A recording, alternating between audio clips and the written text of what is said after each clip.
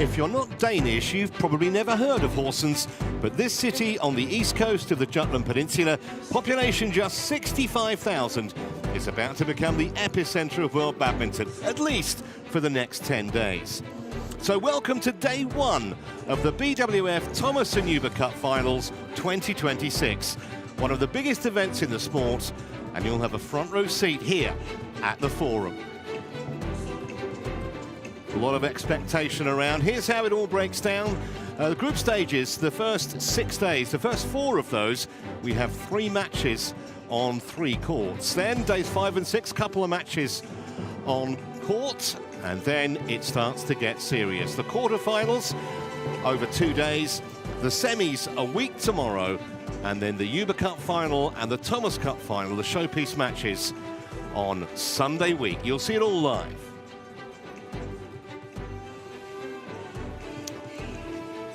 16 competing nations in the Uber Cup, and they are split into 4 groups of 4. The top 2 nations from each will qualify automatically for those quarterfinals, and each country plays every other nation in its group. Here's today's schedule. We kick off with the defending champions in the Uber Cup. That's China, of course, up against debutants Ukraine. Then we switch to the men. France against Thailand in the Thomas Cup. And the home nation in the Thomas Cup, Denmark, make their entrance against Korea. That's our 3rd match here on court 1. China are a powerhouse nation. It is their 22nd appearance. They've never failed to make it out, to the semi-finals.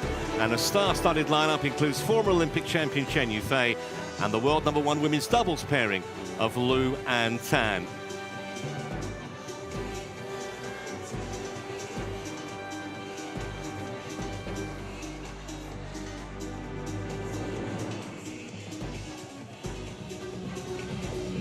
Well, something of a contrast with the Ukrainians.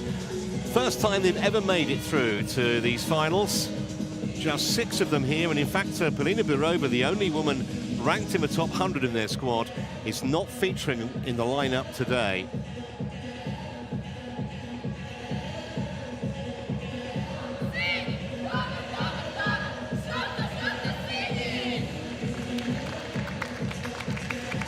Hugely enthusiastic little pre-match cheer from them. Our first match is Chen Yufei up against Sofia Lavrova, so she's kind of drawn the short straw, so to speak. Here's the full lineup. First match may not take too long, but it's a learning experience, I think it's fair to say, for the Ukrainians. Doesn't get much easier, does it, in match 2? World #5, Han Yue, will start an overwhelming favourite against the inexperienced Anastasiia Alymova. That's our 2nd match on. And after that, it's the tussle of the teenagers. At 18, Xu Wensu, tipped by many for greatness. Raiia Al-Malha is a year younger, but ranked outside the world's top 400. Then it's the 2 doubles, beginning with the world #4 pair, that's Zhang. They face Alymova and Mariia Stoliarenko. The Ukrainians, a scratch partnership in that match. And we conclude with the former China Open champions, Li and Law, against Al-Malha and Lavrova, both of whom, as I've mentioned, will have been in singles action earlier. So, Chen Yufei and Sofia Lavrova kick us off. My name's Trevor Harris, delighted to have former Thomas Cup England player Ben Beckman alongside. To say it's even a Herculean task for the Ukrainians, Ben, is something of an understatement, I think. Yeah, it certainly is. The difference between their experience levels is like a chasm. We've got the former Olympic champion, she's been in every major final, Chen Yufei, and then Sofia Lavrova obviously making the debut at the Uber Cup, but has never played in a World Tour event above a Super 300 before. Well, that's who she's up against. It doesn't get too much tougher, does it? World #4, of course, she has been #1. And looking pretty relaxed, and why wouldn't she be? It will be a seismic shock if she's detained for more than probably half an hour or so here. But as I said, Ben, I mean, for the Ukrainians, it's invaluable experience against some of the top players on the planet. Yeah, hugely. They've got a very young squad, I think an average age of around 20 years old. You know, first times here on this stage in front of a crowd, on these courts, on TV courts. It's going to be massive experience for every single player playing. Yeah, their oldest player, who I mentioned isn't even playing, is 22. So, you know, that tells you how inexperienced they are. Red for you, black for you. Receive, side. Your opponent,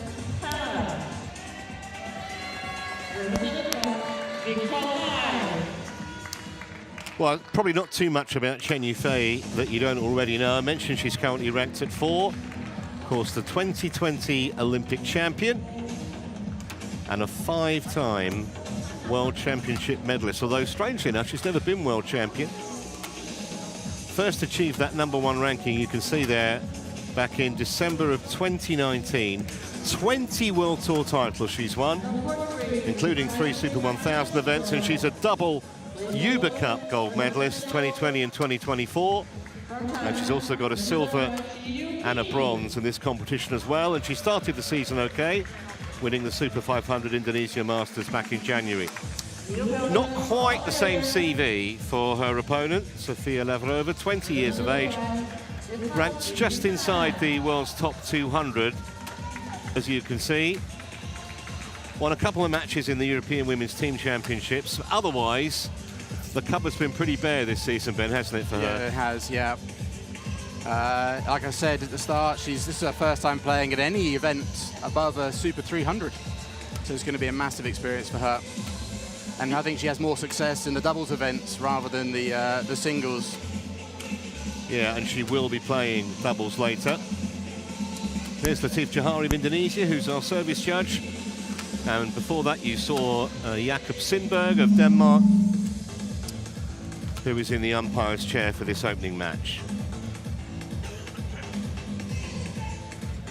And the thing is with the Chinese, obviously it would be almost impossible to imagine them not qualifying from their group. But this is a long event. I mentioned the final's not until a week Sunday. So, you know, for them, if they can get this opener done and dusted in, I don't know, 3.5 hours, benefit. Yeah, 100%. There's going to be a lot of hard games coming later on in the tournament for any of the players that will get selected for their team. And I think someone like a Chen Yufei is going to play quite a crucial part if they wish to defend their title this year.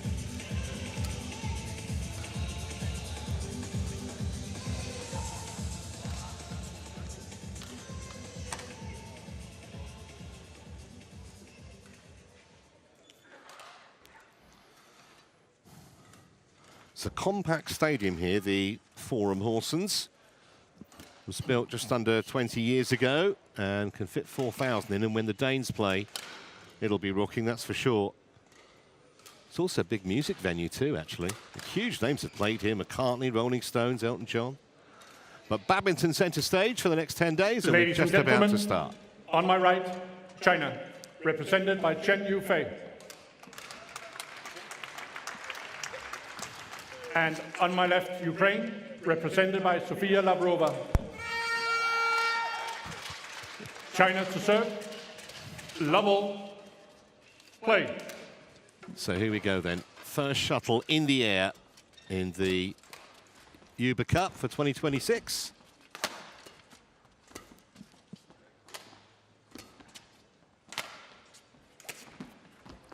One, love. And from Lavrova's point of view, just hope that she doesn't allow Chen Yufei to get off to an absolute flyer, because if it ends up that way, she may not be here for very long. No, and just the feeling inside, if an opponent like this in this kind of a venue gets a massive lead, it doesn't feel too nice either.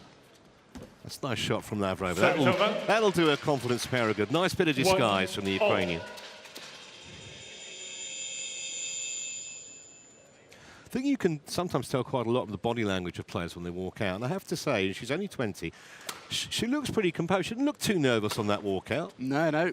She looks ready for the task ahead. Probably super excited to get out there and show what she's made of.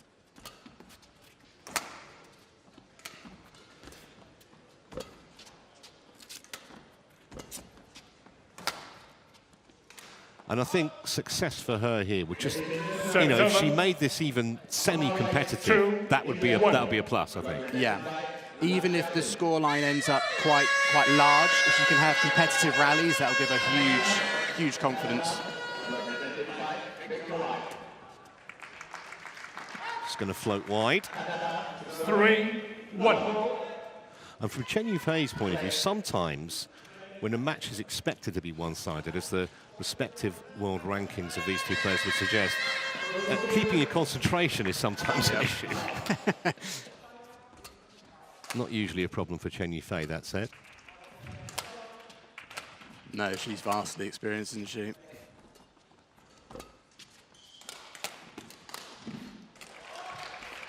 Lovely. 4-1. And I think Chen Yufei is going to probably...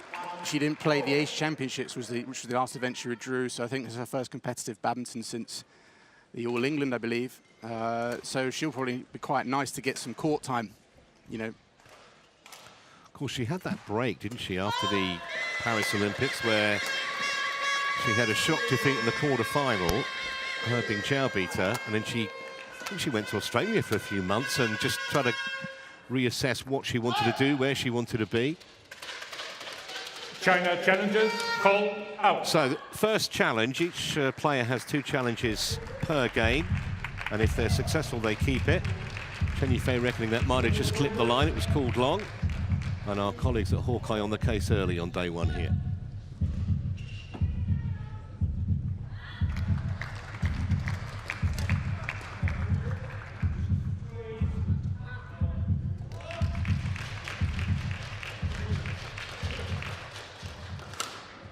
Challenge unsuccessful, 1 challenge remaining. Service over, 2-4, play.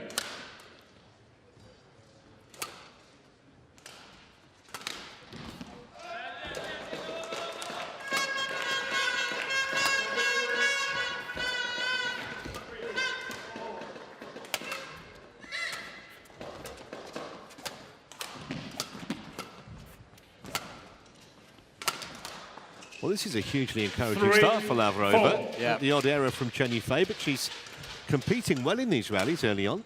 Yeah, she is. She's actually, I'd say, in control of a few of these rallies. Very nice technique and a good mover around the court from what I can see in these early stages.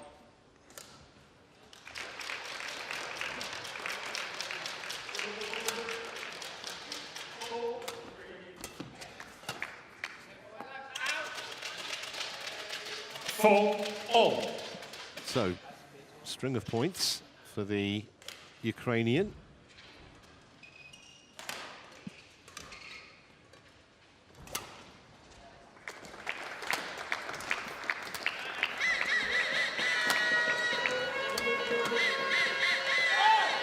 That's gone long again. So that's 4 points on the spin, and she's actually got in front in this first game. Good for her. I really like how positive she's come out in this match. She's taking the game to Chen Yufei. She's not afraid.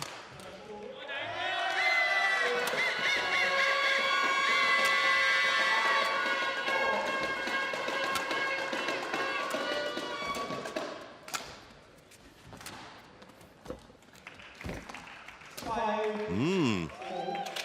6-4. Maybe a little bit of ring rust Chen Yufei showing here.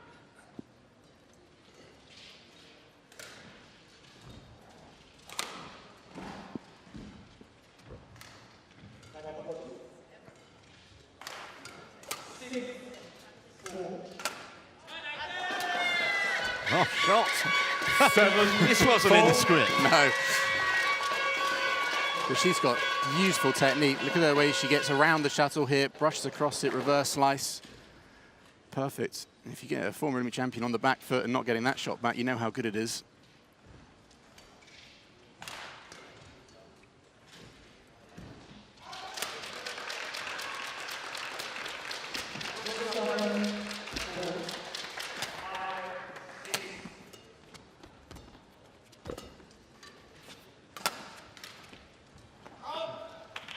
That one's gone long, but she's certainly not playing like a world 194. No, definitely not. Chen Yufei's in a contest here, early stages. Oh, that's a little bit of class from the Chinese. 7. Showing that she too can hit these beautiful slices, this time the forehand cross-court.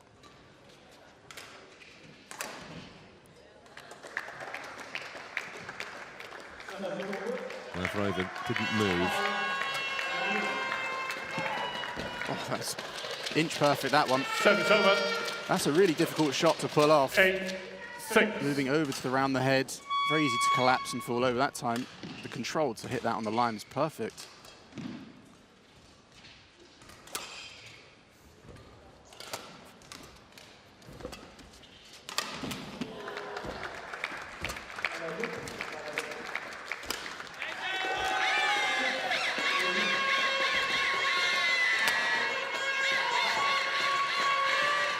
Service over. 7, 8.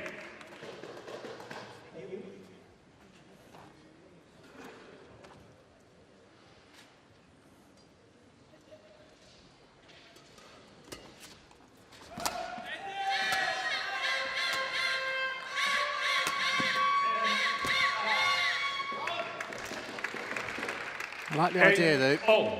She's had a lot of success pushing up, coming in, being very positive from the front, so I think she needs to maintain that, even if a couple of those ones go long. Well, she's been on the front foot since the start, and she's clearly come out with a mindset. I'm not just going to be ultra defensive and try and prolong this.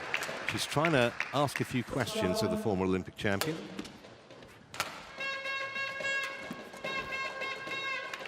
Nine, 8.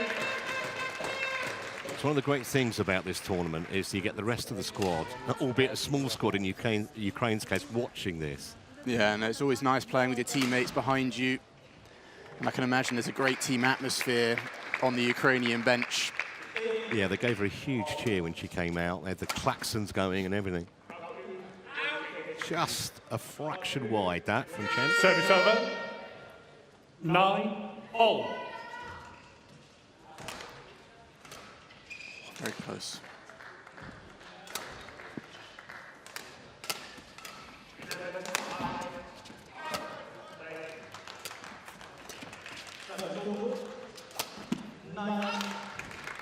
Service over. Well, there's a huge degree of difficulty in that shot. There wasn't much margin for error trying to go that side of Chen Yufei.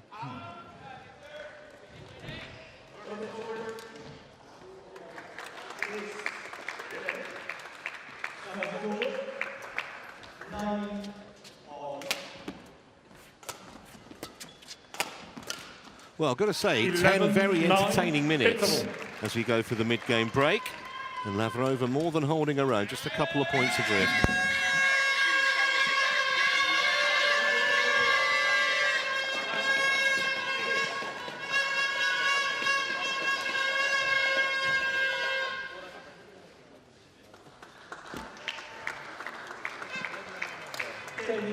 Где-то наоборот. 所以配合一下。第三，就是说 Чуть 他的 быстрее 球， сыграй. 你一定要把节奏 Пытайся 定好， смешом 因为我 куда-то там попасть в линию, потому что очень часто в аут улетает. Просто 还 держи. 是准备一样，多准备一点后场啊，然后自己加油啊，耐心做好就行啊，加油。 Court 1, 20 Чуть seconds. тоже надо ускорять игру, потому что она к этому уже привыкла, к этой скорости.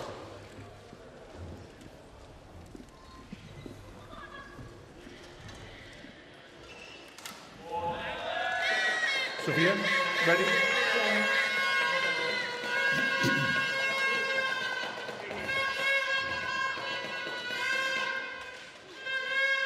Eleven, 9, play.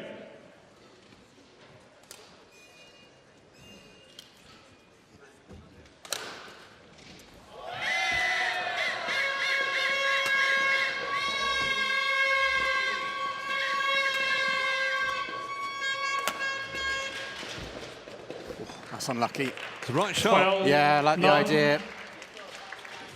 I said she's come out very, very positively, which is really good to see because it's such a big moment, not just on a personal level, but for the team as well. As we know, this is the Uber Cup debut, but it's actually the debut at either the Thomas or the Uber Cup, because the male team never made it here. So it's a huge moment. 13-9. And just to give you an idea of the pedigree of Ukraine's opponents here, mentioned China are the defending champion. They're 16-time winners, and they've won 11 of the last 14 editions of the Uber Cup. As I said earlier, never failed to make it to at least the semi. Yeah, only one time was it a semi-final where they haven't reached a final. And interestingly, it was Chen Yufei who lost one of the matches in that semi-final back in 2018.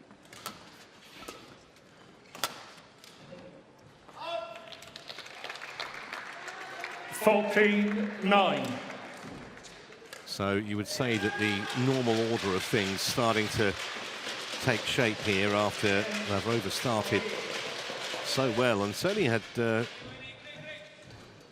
opponent worried for a moment. Just a few errors. That's an excellent shot though there from Chen Yufei. 15-9.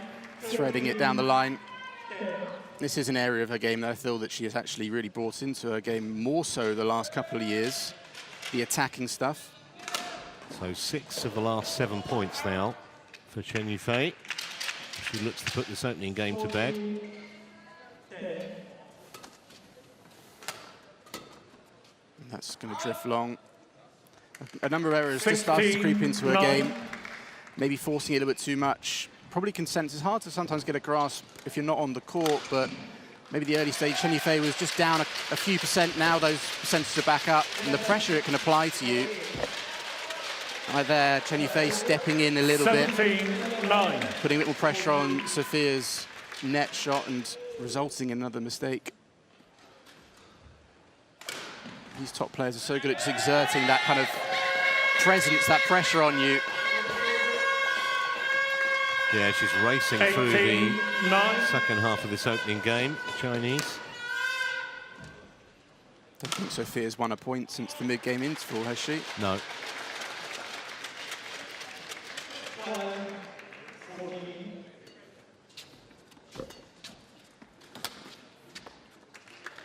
$19-9.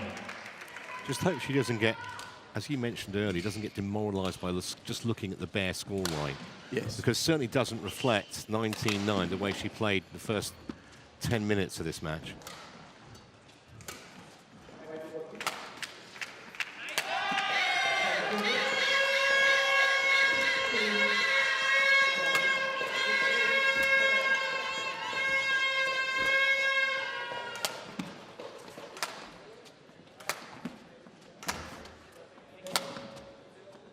We've only played for 3 minutes since the mid-game break, and Chen Yufei has 11 game points. She has taken complete control of this match.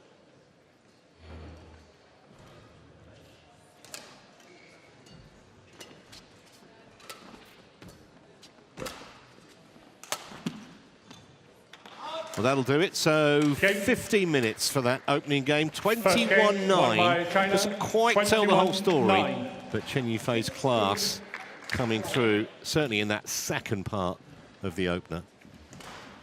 Yeah, I think she tightened up the game, applied that little bit more pressure to her opponent, which resulted in a number of errors coming from her.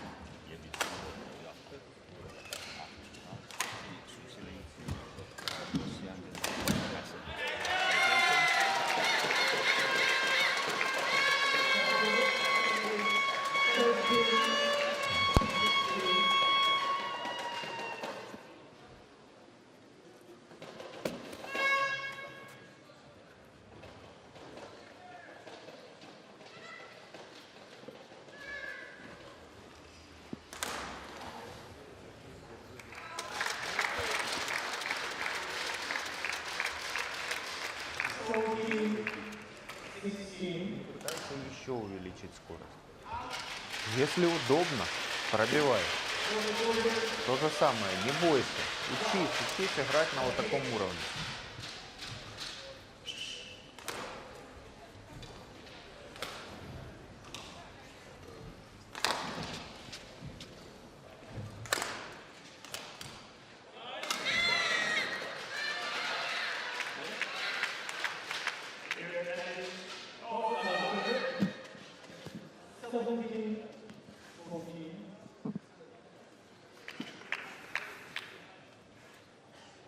Chen Yufei eager to get on with it.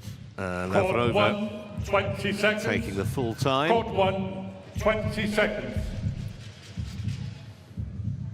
Rate of play, Chen Yufei can get back for a latish breakfast. Second game. It's not even 9 a.m. in the morning here local time. We start very early because 3 matches on these courts today.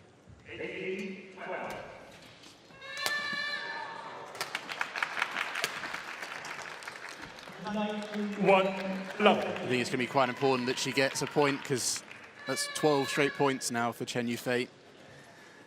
Just to get a little bit more confidence back, because it can quickly turn into you feel quite lonely out there if you're just losing point after point. Well, she's on the board in game 2, thanks to that error by Chen. 1-all.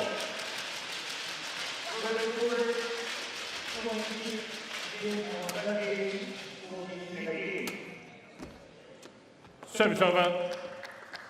2-1.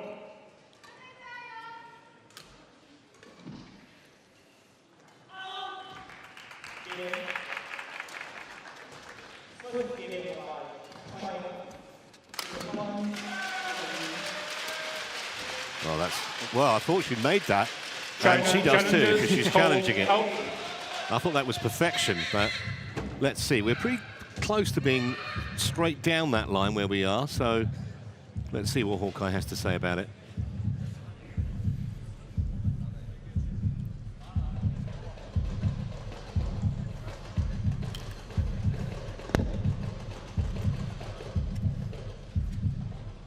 No, it's well wide, actually. Challenge unsuccessful. 1 challenge remaining. Service over. 2-all. So much as in the first game, Play. Chen burns a challenge earlier, but I don't think it's going to be too costly, truth to tell.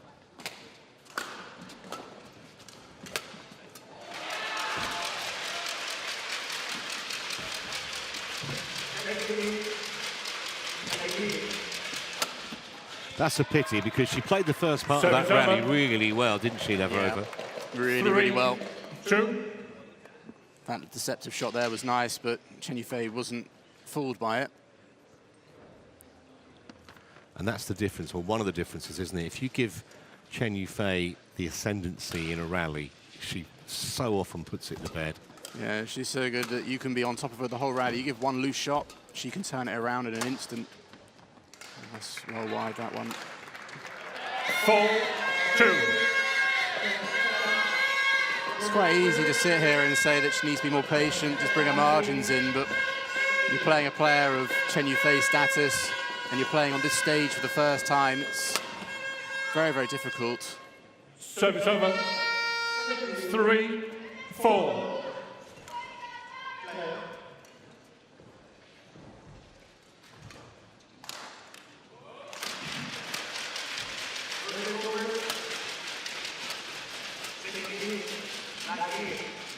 Oh, that's beautiful play, that is. Really nice. I hope we get a replay of that spinning net shot. We're going to. Perfect technique. Tumbling, clips the net cord. Nothing Chen Yufei can do about that one.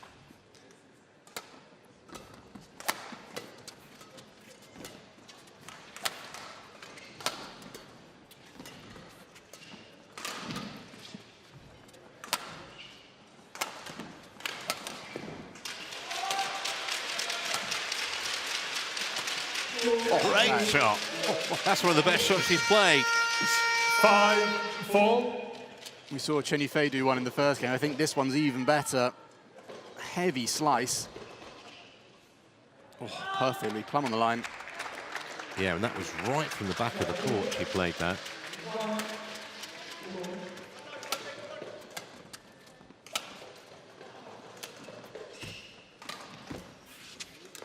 Ooh. Service over. 5-all.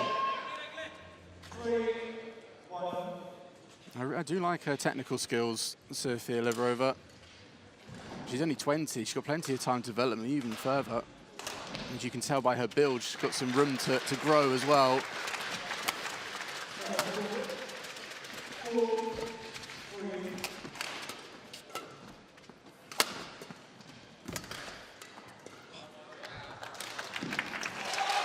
That's a brilliant shot. 5. Chen Yufei reverse slicing this kill to play it away from her opponent and also to keep it in the court. That's an easy looking shot, but I can tell you it's not easy at all to pull off that well.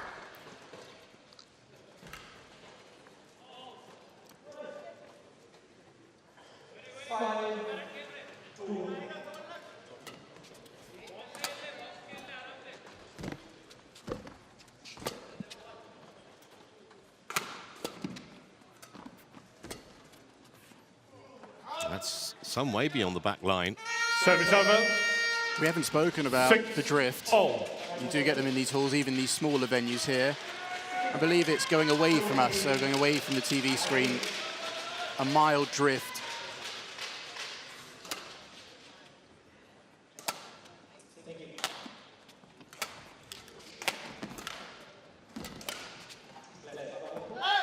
It's a clever shot, the one that Chen Yufei played prior to that. Lavrova error. 7, And caught the 6. Ukrainian by surprise a little bit, that shot.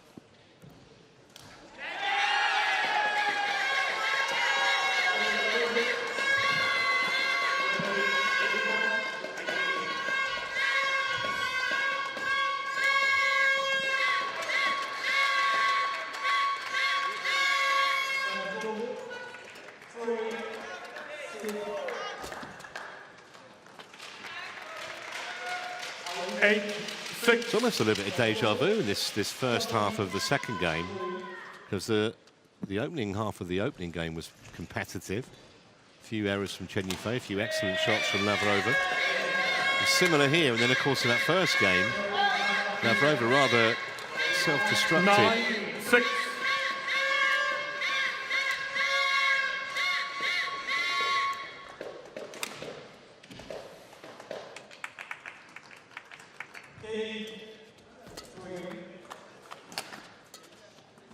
That's a beautiful shot. 10-6. That's probably why Lavrova's made a few mistakes. She knows if the shot's a little loose, it can easily be turned just like that. Almost forces you to go to the lines a little bit more. That was a Service over. delightful backhand from Chen. 7-10.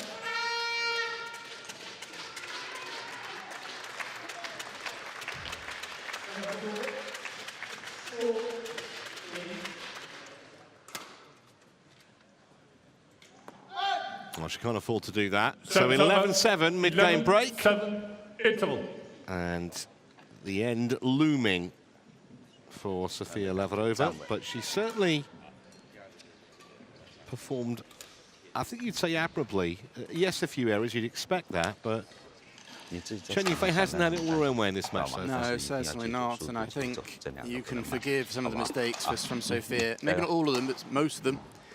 But I'm focusing more on the good, positive play that she's shown, the skills that she's shown on court, the winners from both sides of the court. It's good for her future development. Где-то быстрее, где-то медленнее. Тебе неудобно, но еще раз. Ну подбрось прямо под... Ты высокую подачу подаешь. Она тебя хоть раз 20 seconds. Court 1. So a few encouraging words from the coach. Remember, she didn't win a single point after the mid-game break in the opening game. 11-7. Play.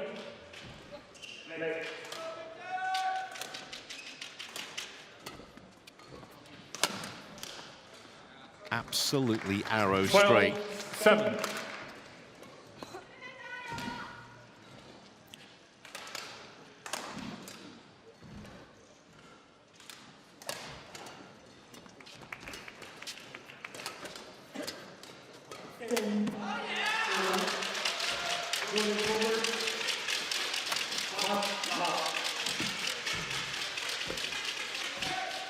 It's a nice play. Service over. 8. I like the 12. fact that Sofia is not afraid to challenge the net. Chen Yufei plays there, and Sofia feels a chance to play it back. She'll take it on.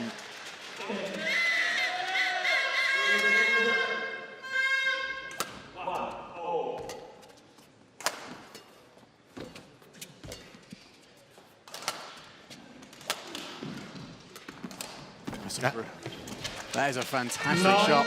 12. Great control from around the head corner, playing that drop shot. Brave shot to play too, because if it goes wrong, you look a bit of an idiot. But that was absolutely spot on. Had the former world #1 floundering. Never getting to that.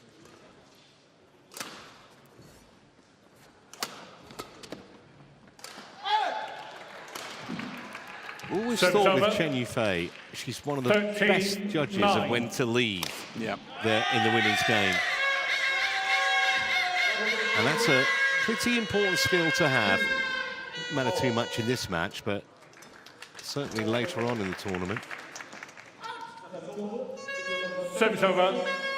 10-13. And from Chen Yufei's point of view, it's probably this was kind of ideal, bit of a workout. As you said, she didn't play in the Asia Championships. Yeah, no, definitely will give her a good run out. And actually, the fact that Sofia's giving her a good game as well is exactly what she wanted. There's more evidence of it. 11-13. I think that's the first time Sofia's done one of these shots with a bit more full power rather than slicing the shuttle. I think Chen Yufei was a bit caught off guard by that one.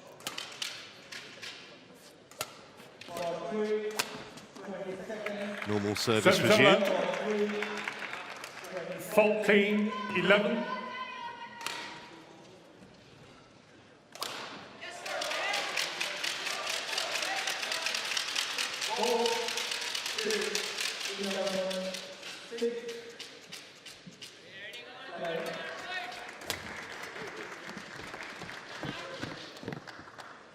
$15-11.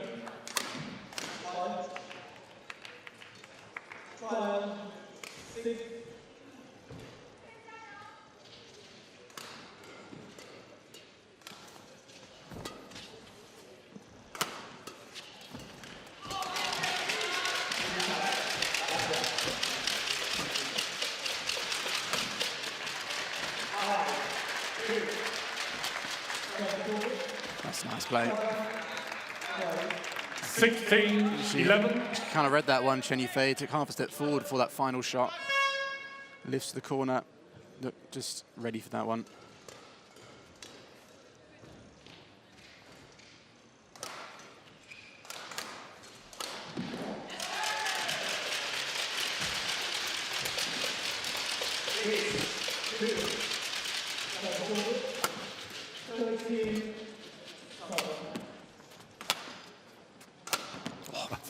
What a shot. Service over. Very quick overhead hitting action. 12, I think this is what I really love about Lavrova's performance, albeit unless something extraordinary happens in defeat, is that the fact that she's no respect for reputation. That actually wants to take the match to one of the greatest players the women's game's ever seen.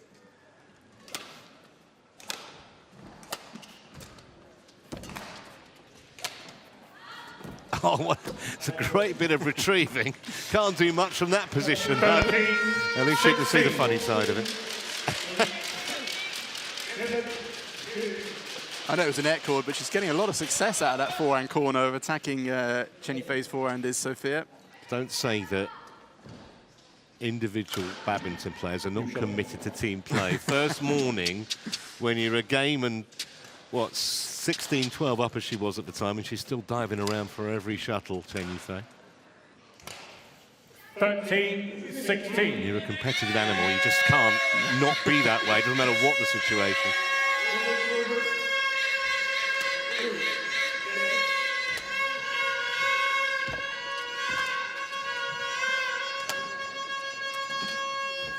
Service over. Almost did it again, that drop shot. It's unfortunate 13. that one didn't quite come over.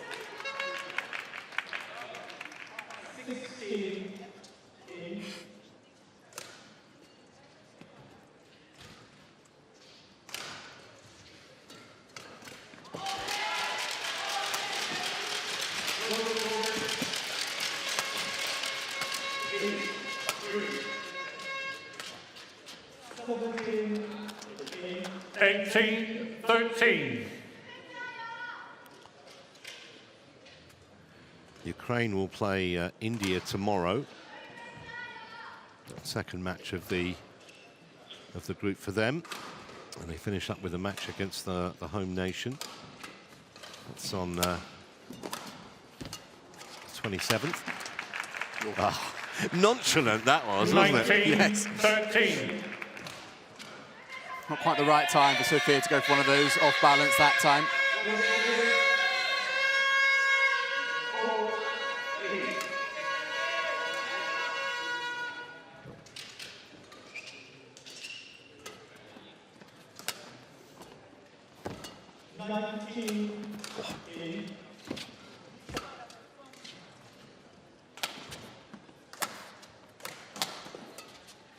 Service over. 14-19.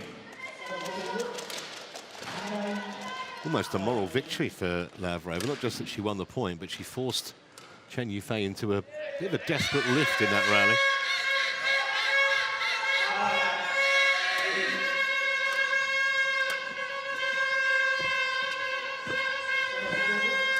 Well, there were some observers that suspected this match may not go beyond 20 minutes, but beyond the half-hour stage, Chen Yufei has 6 match points.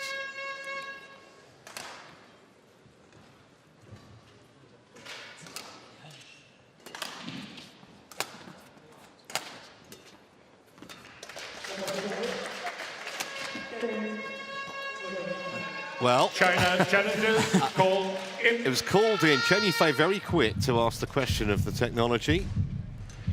And if this is out, obviously that's the end of the match. But it would almost be appropriate that Lavrova's gone down, you know, in that kind of fashion, trying to take it to her opponent. See what Hawkeye says about this one. Well, that is game and match. Correction. 21 points to 14 in the second game, but Lavrova certainly hasn't disgraced herself. She's produced a terrific performance, really, against the Olympic champion from 2020. And she'll be pretty proud of herself, Kate. Yeah, most certainly. Really positive Match performance for won her by in her future, China, only 20 years old. 21-9, So much that she can 21-14. work on. She's got great skills, great temperament, great attitude. There's a positive future for her ahead. Nonetheless, it is, as expected, a winning start in the opening game for the defending champions. And this is how it ended. Certainly can't blame Lavrova for going for this. Chen Yufei wasn't getting there, but it was just the wrong side of the line. No, yeah. That demonstrates just how many good shots she has. Even though it was wide, it completely had Chen Yufei fooled.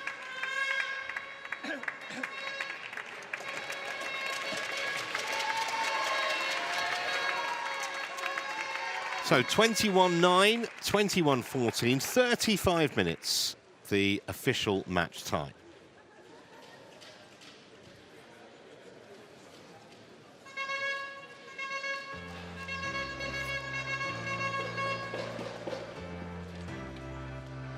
Well, up next, it's the second women's singles. Han Yue up against Anastasiia Alymova. That's in a couple of minutes.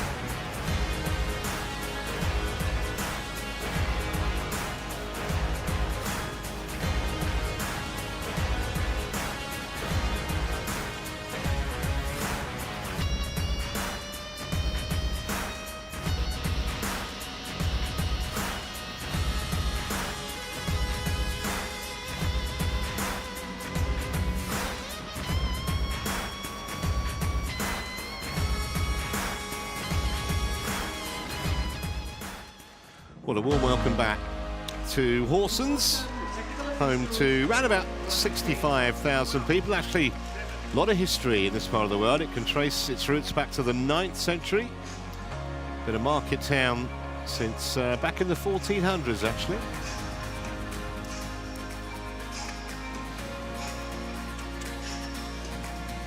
So we've reached match number 2 on this opening day, and it's the second women's singles between Han Yue and Anastasiia Alymova, who is just 18 years of age. So a lot of pressure on young shoulders there against a player ranked 5 in the world.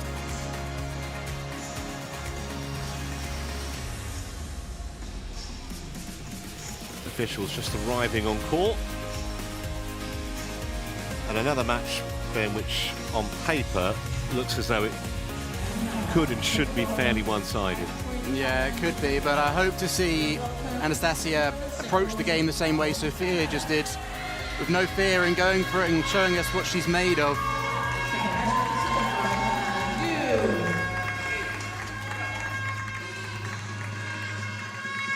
So here comes Han Yue.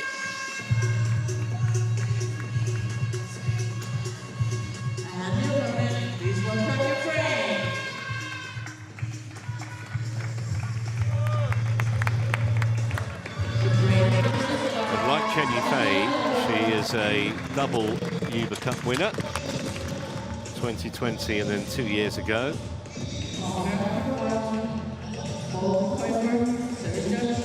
If you're wondering, by the way, why we're playing the 3 singles and first and then the 2 doubles, it's basically because the Ukrainian singles players are all involved in the doubles. They've got such a small squad here. And we're trying to avoid a situation where they play successive matches, which we just about can. So there is the 18-year-old.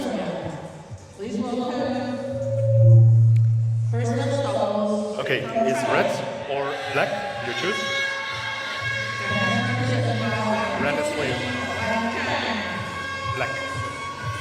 Receive, so you serve. That side, have a good match.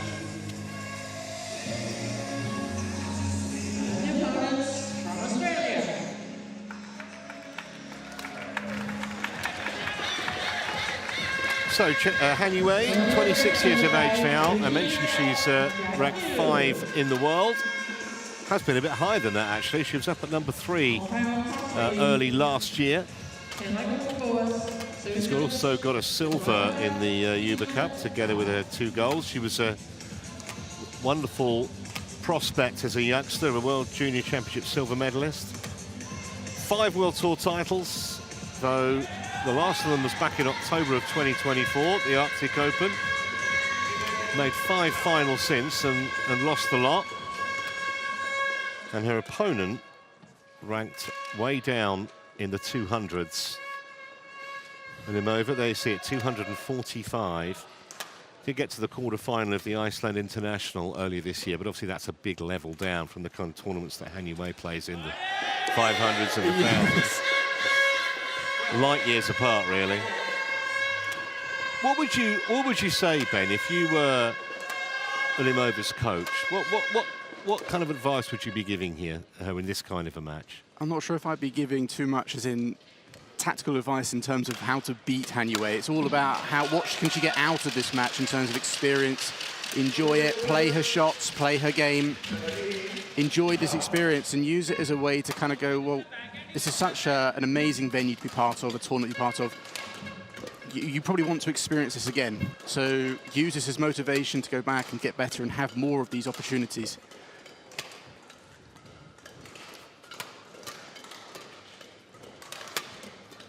Well, I think she would certainly have been encouraged by Lavrova's performance in the first. Probably didn't see much of it because she'd have been on the practice court, but nonetheless, news would have filtered through that her teammate gave it a good go. And I'm sure she was getting plenty of advice. I know that Polina Barova, Ukrainian #1, has been backstage knocking up with all the players. I'm sure she had some words of advice for her young teammate before heading out here.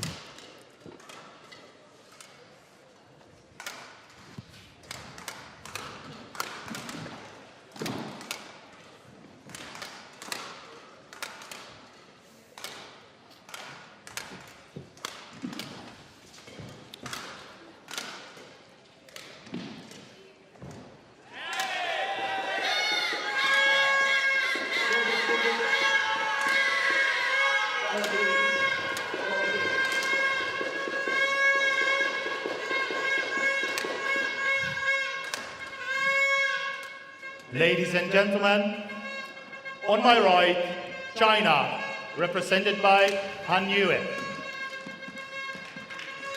And on my left, Ukraine, represented by Anastasiia Alymova.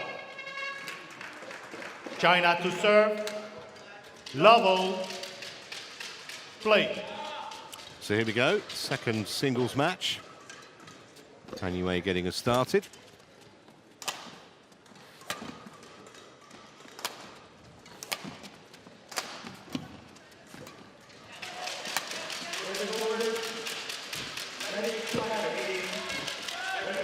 Well, that's a very promising beginning, isn't it, for the young teenager? That's really entertaining a point as well. Begin this match. That's, well, from the sublime to the ridiculous, really. 1-all.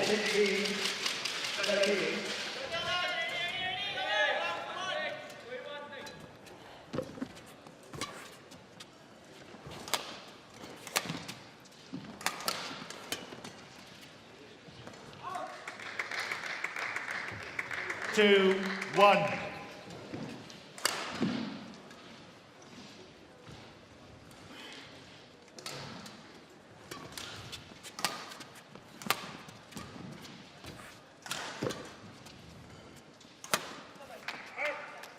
Well, in the same way we saw with Lavrova, it looks like she's going to go for a shot here, Ben. Yep. And that's what I do want to see from these young players. Don't be afraid to play your game, go for your shots.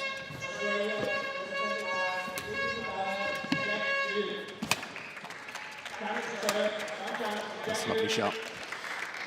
But as much as it's an important match for Alymova, I think it's quite an important match for Han Yue as well. She's had a bit of a difficult 2026. I think she's been struggling. She had an illness earlier in the year. I think she's had some injury issues as well. Hasn't had the best of time recently. So she'll be looking to regain some confidence because she could be a very key member for China if matches do go down to the deciding singles.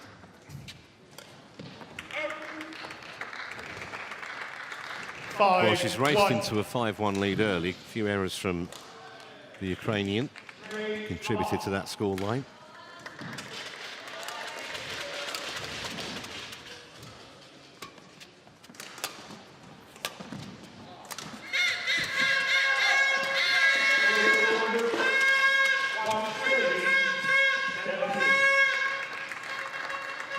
That must have been just long. That looked quite close. Well, I like the approach to the rally there.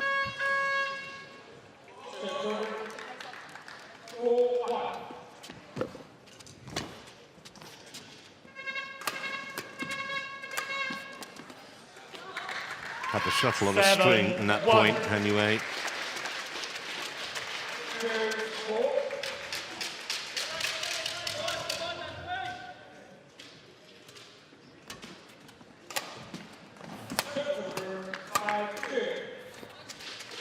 Service over. 2-7.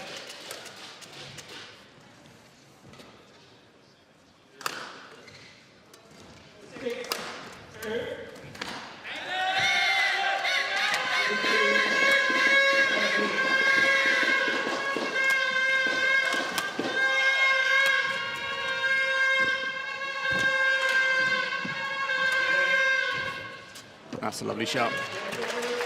Took that one very early. 3-7.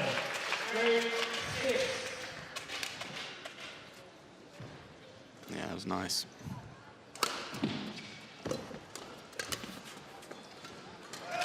Service over. 8-3.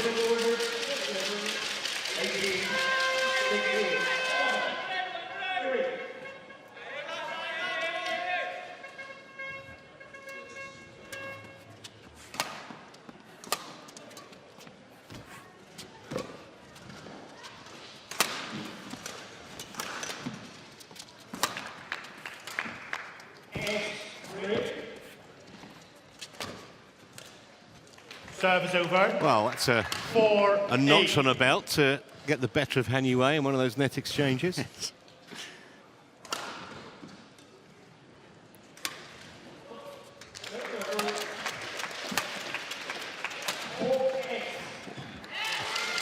Service over. Looks like she means business, doesn't it? 9-4. This morning.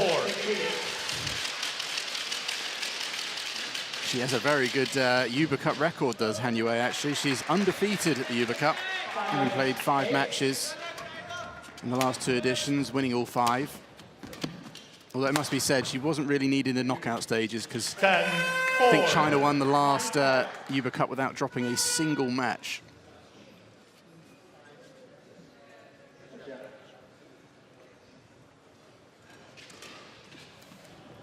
Well, she can only beat whoever turns up on the other side of the net, can't she? She'll want to keep that proud run going here. But as you say, I mean, she's obviously the #2 Chinese women's singles player behind Chen Yufei, so it's going to be absolutely vital. 11-4, interval. So a commanding lead at the mid-game break.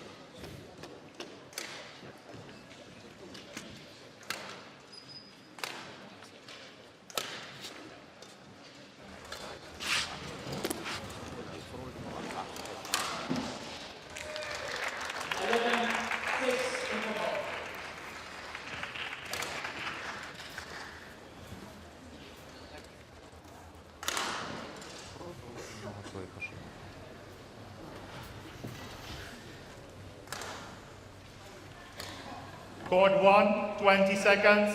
Court 1, 20 seconds.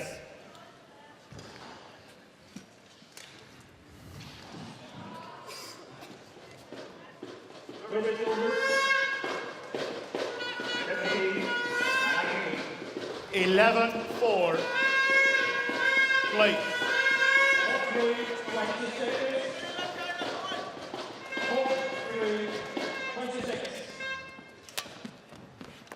Completely mishit that. 12-4. Yeah, never really in a good position. And if you're there, you're playing away from yourself. That's not usually a good idea.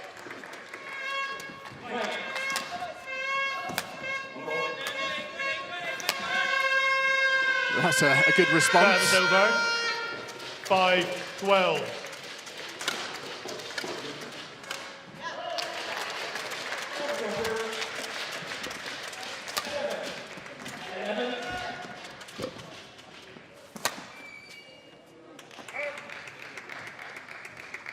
Service over.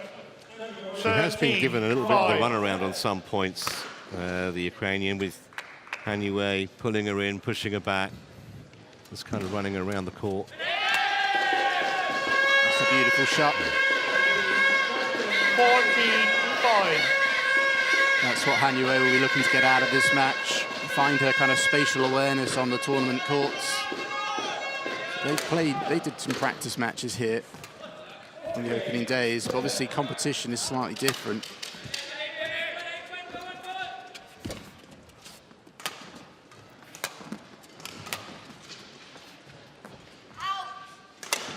Just long that time.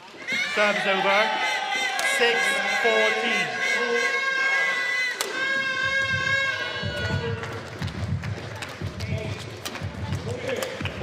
It's another very accurate smash. Service over.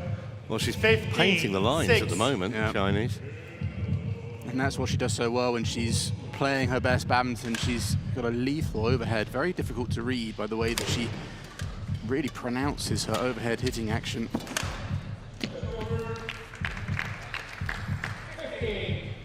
(16-6).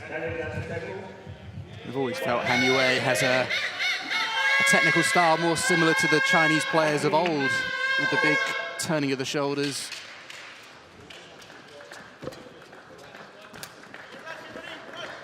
(17-6).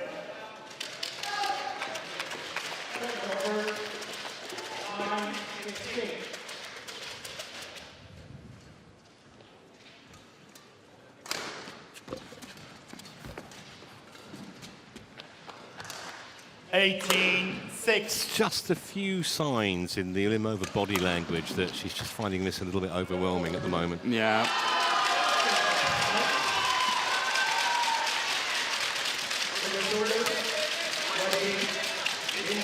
It's also, this will be by far the most difficult opponent she has ever 19-6. faced, the highest level And the sharpness and the pace of the game, how quick the shuttle comes off her opponent's strings, is something she's probably never, ever experienced.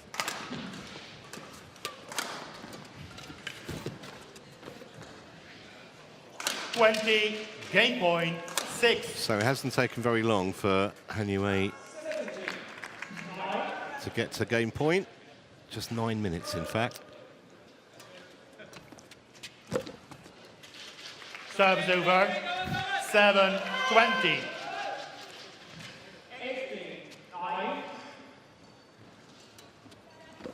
Out. Game. Well, rather an anticlimactic way to end that opening game. One-sided as we expected. 21-7 in 10 minutes. Han Yue in front.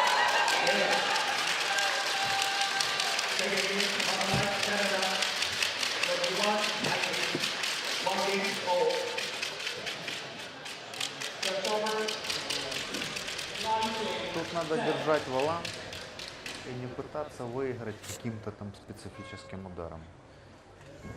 Ты начинаешь играть, там где-то ускоряешься, где-то этот сам, она все берет, и ты начинаешь искать линии. Ты начинаешь думать, как бы сыграть так, чтобы она не взяла. Очень много аутов, очень много ошибок. Тут надо терпеть, терпеть, спокойно играть. Есть возможность, пробила. Не забила, опять терпишь дальше. Тебя загнали, тебе неудобно.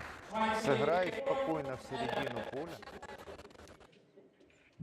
Как-то выгнуться так и сыграть так, чтобы она не взяла. Но при этом следующий удар уже все. Просто терпи. Но этому надо учиться.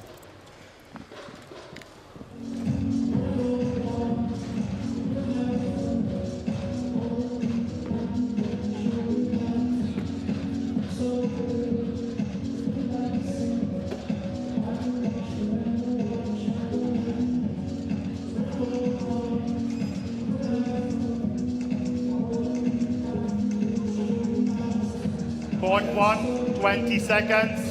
Court 1, 20 seconds.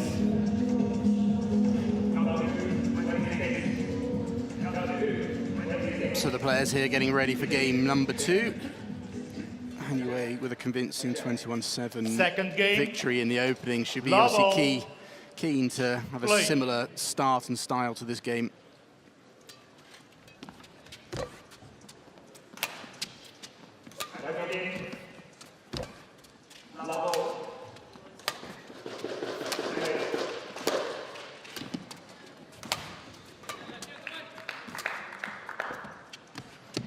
It's a good opening rally.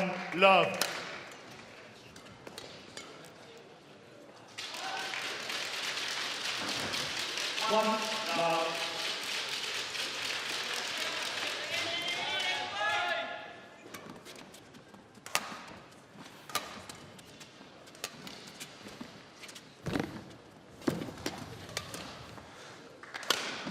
Mentioned, Ben, that Han Yue is ranked 5 in the world. That said, might be controversial, but I still think there's a bit of a gap between the top 4 and her. Because if you look at her record against some of the absolute top players, against Chen Yufei, played 11, only won 1. Against Anastasiia, played 11, only won 2. Yamaguchi played 10, only won 3. And I think if there's a progression for her, that's where it needs to be, isn't it? Yeah, it's going to try to close the gap between herself and the top stars of the game. She certainly has the ability. She's got fantastic shots, winning attacks.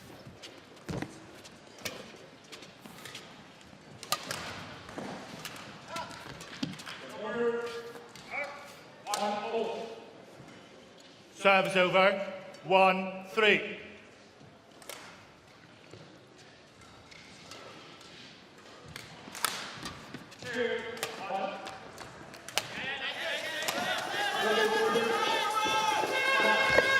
That's a lovely shot. Serves Well, over. the reception that preceded it was pretty 4-1. good, and then that little backhand was a thing of beauty. Yeah, these are the kind of shots that she can play against absolutely anyone. But they're the kind of shots that are more difficult to pull off against those top ladies that you were just speaking about. And I think that's where sometimes, 5-1. probably why she hasn't won as many against those players, is they're able to get those back or put enough pressure where she can't play them as consistently well.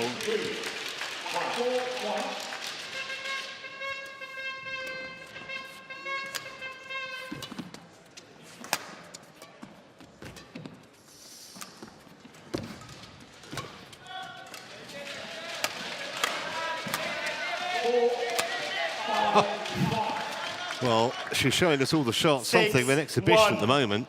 Yeah, she's using every square inch of the court at the moment. Straight cross, drops, clears from both corners. And the same from the front of the court too.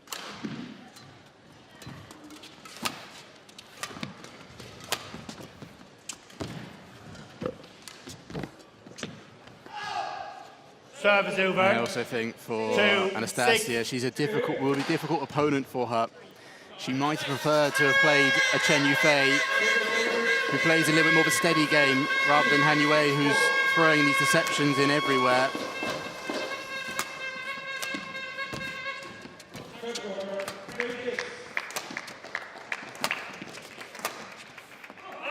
Again, that was a more encouraging rally for Alymova until the last shot. 7-2.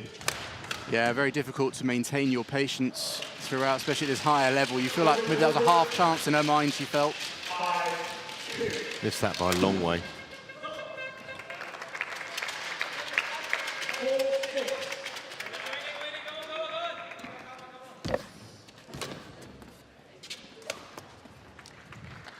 That is something that Anastasiia can take from this match, because at the level that she's probably used to, a number of these rallies, if she plays 6 shots that are really good, she's probably going to win the point. Whereas at this level, it takes way more than that.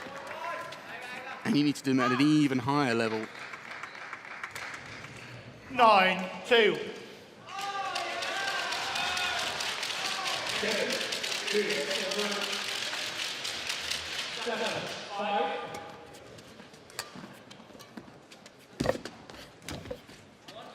That's a fantastic rally.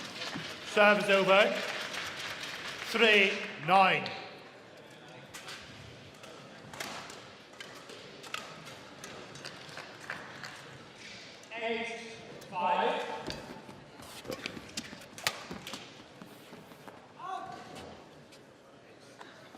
Well, she looked disgusted with herself, anyway, after missing that. She's 21-7 and 9-4.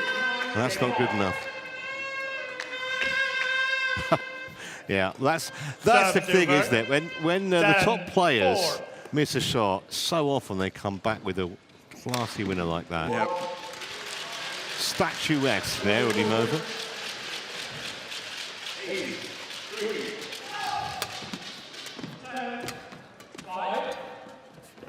Well, this is fast turning into a romp. 11-4 mid-game interval. Han Yue apparently only a few minutes from victory here.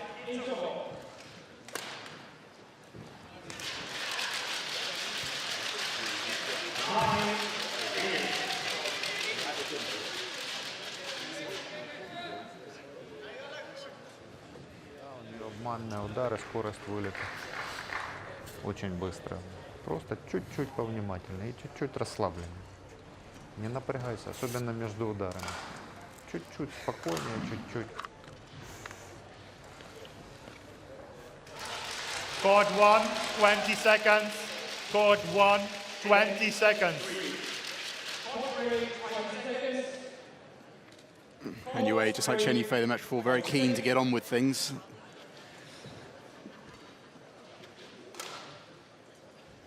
11-4. Play.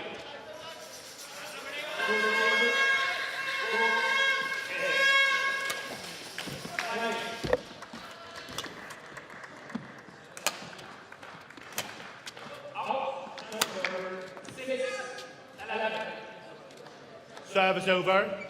5-11.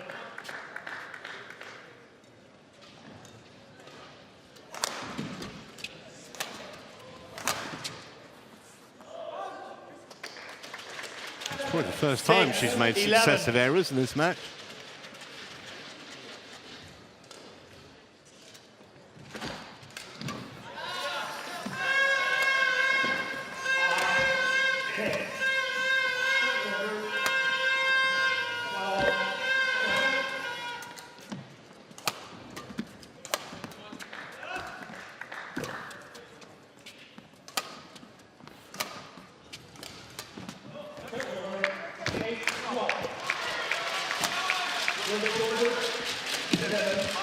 That's a shame. Controlled the rally for the most part. All it takes is one shot and it completely turns on her. Yeah, and Han Yui's smile tells you she knows. Yeah. She knows she was a bit lucky there. Got a gift in the end from the Ukrainian. But it was interesting that she was out so early after that mid-game break, just giving the impression that she doesn't want to be detained here any longer than absolutely necessary. At the moment, doesn't look like she's going to be. That was another error from Alymova.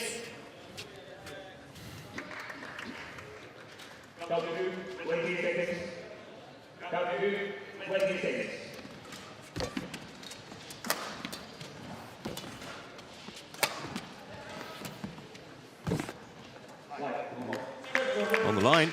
Service over. I thought that might have been slightly wide, but clearly not. Line just has a better view. No, I think that was in actually. Yeah, I mean, she was very close to it, wasn't she, Han Yui? She would have surely asked for Hawkeye if she'd had any doubt. 8-13. Similar to Sofia earlier against Chen Yufei, taking on the net, which I think is always good to see.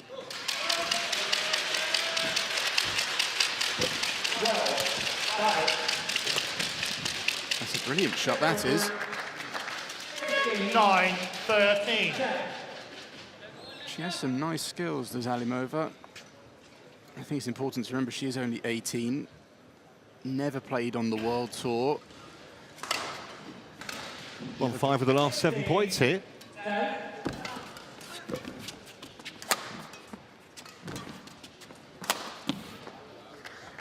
Service over. 14-9.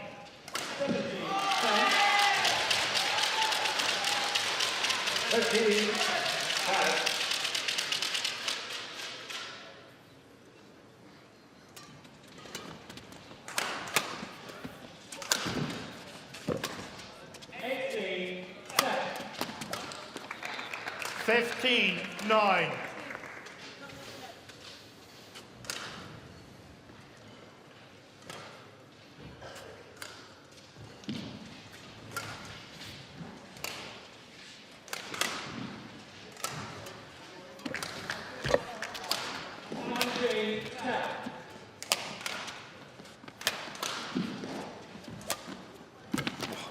Brilliant shot. 16-9. Look where this shuttle lands, almost near the front service line, but she's hit it very sharp, comes off the string so quickly, it dies. Yeah, fabulous deception from the Chinese. Closing in now, 4 points required to give China a 2-love lead in this opening match. And by the way, we will be playing all 5 matches in this tie, even though it's likely to go 3-love, because in the event of teams being level on points, then games and even points won in matches can be taken into consideration in terms of qualification for the quarterfinals. That's beautiful. Oh no, she's missed it. Thought she'd made that. Service over. Should have done. 10-17.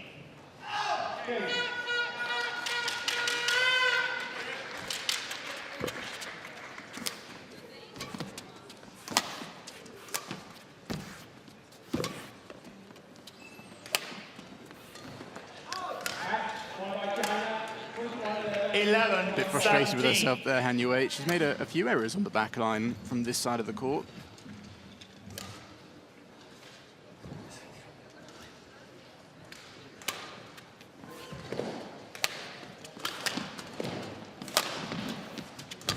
That's good play, though. Service over. 18-11. 14-6.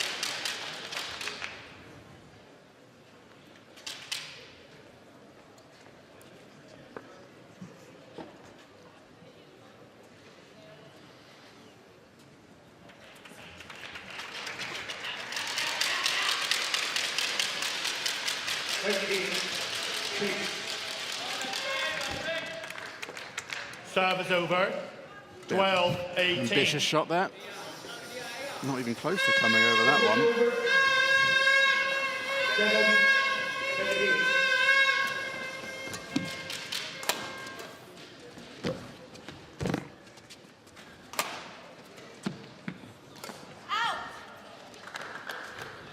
Service over, 19-12.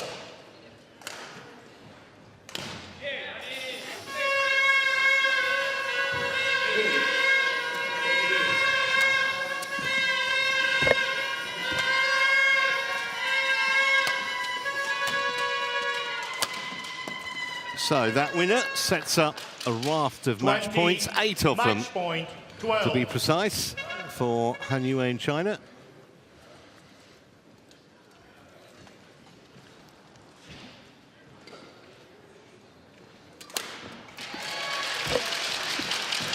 That'll do it. Minimum of fuss, 21-12. And she was only detained in the end for 25 minutes, the world number 5. A solid performance from Han Yue there.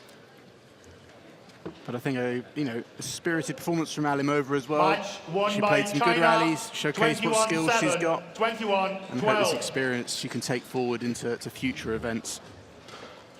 Obviously, far tougher tests will lie ahead, but to say you can only beat the player on the other side of the net, and Han Yue's done that comprehensively here to give China a 2-love lead in this Group A tie, and that was how it ended.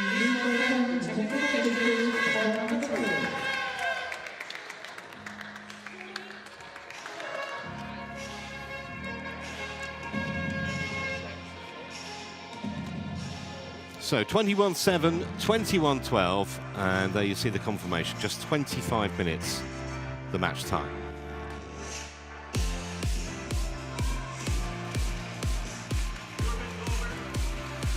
When we come back, it'll be the third singles, the final singles. The really exciting youngster, Xian Su of China up against Raiia Al-Malha of Ukraine. That's in a couple of minutes.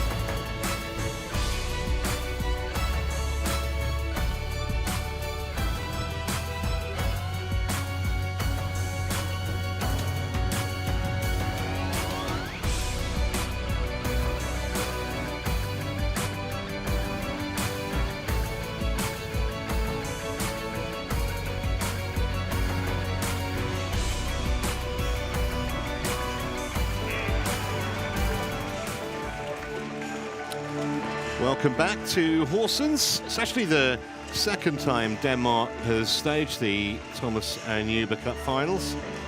First time was in Aarhus back in 2020. It's actually the 31st edition of the Uber Cup, which began back in 1957 when the USA beat Denmark. We're moving on to match number 3, the final singles between Xian Su, who's had such a prodigious start to her young career. And Raiia Al-Malha, who's even younger than her opponent. She's only 17, the Ukrainian.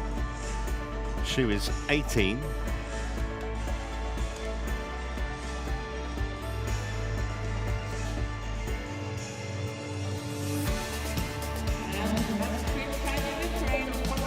Organisation here on the first morning has been excellent. The court officials are already in position and the players are on their way out for this third match of the tie.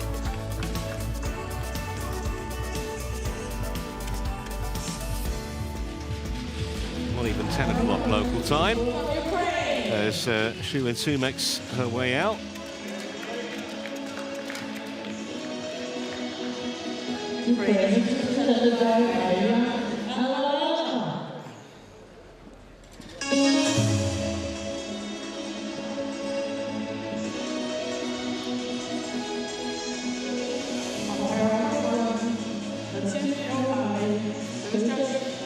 Yeah, she looks a little bit nervous, and I wouldn't blame her.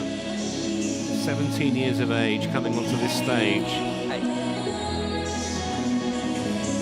Yeah, I'm sure she is, but Zhu is also making her Uber Cup debut as well, so I'm sure she'll have a few nerves on her side as well. She wants to deliver the third and winning point for her team. I think Chinese coaches have put a lot of faith in her by selecting her, not just for this match, but for this whole tournament, actually. Yeah, she's the ninth highest ranked Chinese singles player on the women's side, so yeah, absolutely. They have got plenty of options to pick from. It's a nice problem to have, isn't it? Yes.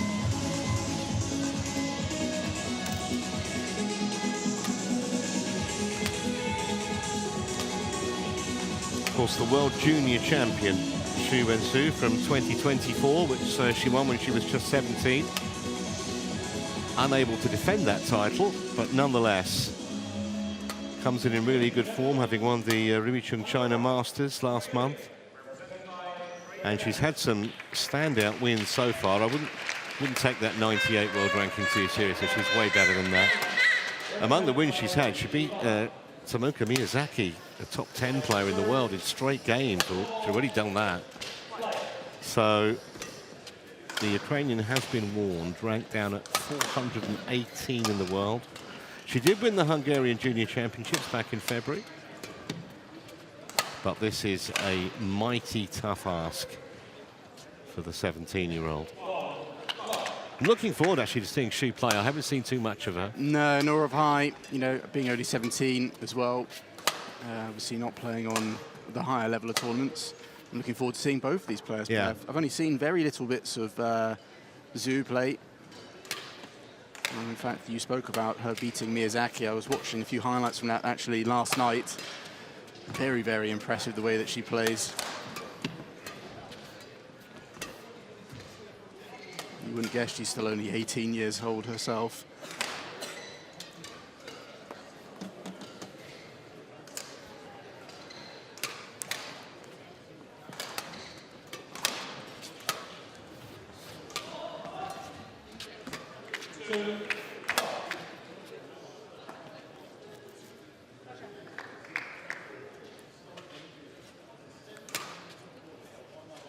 Ladies and gentlemen, the technical officials for court number 2.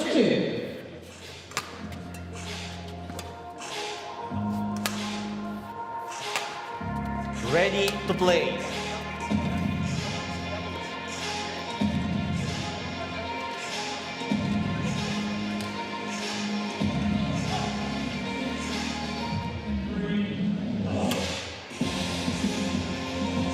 You mentioned, Trevor, that she beat Miyazaki. She also, at that same tournament, beat Putri Kusuma Wadani of Indonesia, who's also a top 10 player, and is playing for Indonesia at first singles. To give you an indication of how strong the Chinese women's singles lineup is. She said she's the 9th ranked, she's obviously the 4th here, yet she's beaten some of the team's top players. Yeah.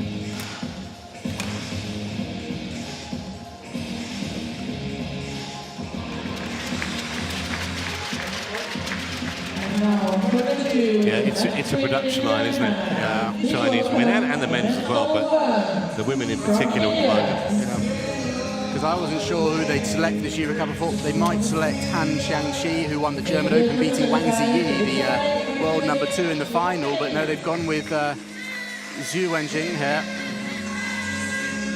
They're putting a lot of faith in her, so I wonder how she handles that whole situation. Ladies and gentlemen, on my right, China, represented by Zhu Wenjing.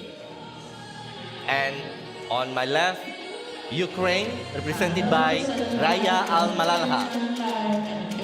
China to serve, level, play. So here we go, Shu serving. And the victory, obviously, for the Chinese here would confirm victory in the tie. As I mentioned earlier, we will play the two doubles regardless. Love.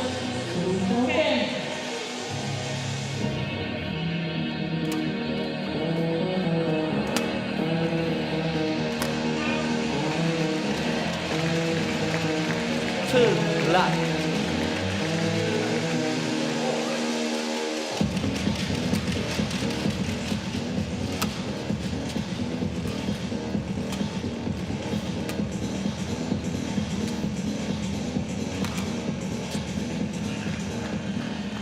That's a lovely reverse slice. 3 love. She has got a very strong overall technique. Good footwork does Zhu. Not standing on ceremony here either. Rattling off the first 3 points in double quick time, make that 4. 4 love.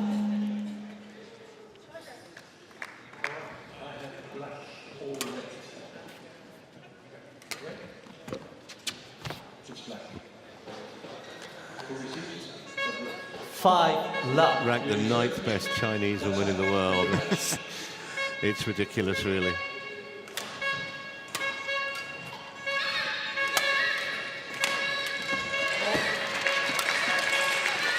There's another one of those brilliant overhead shots. She's got, in the match I saw of her with Miyazaki, that straight reverse slice that she was there was winning her countless points.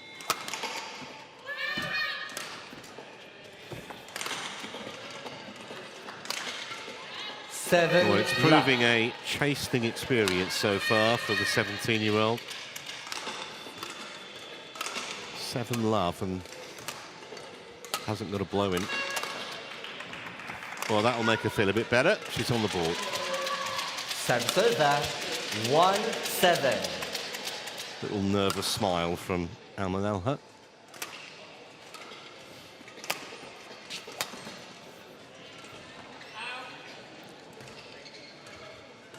Serve 8-1.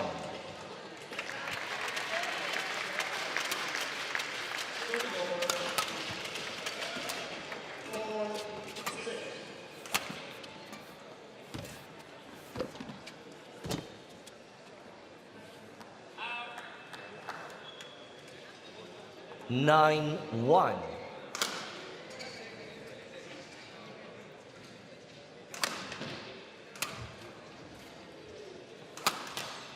Oh, that's the best shot she's played by a mile. Serve 2-9. Now, certainly settle any nerves that she might have.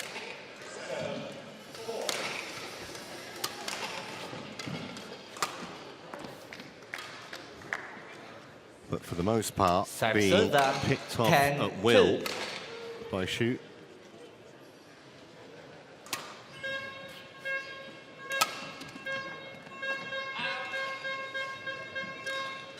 (11-2) interval.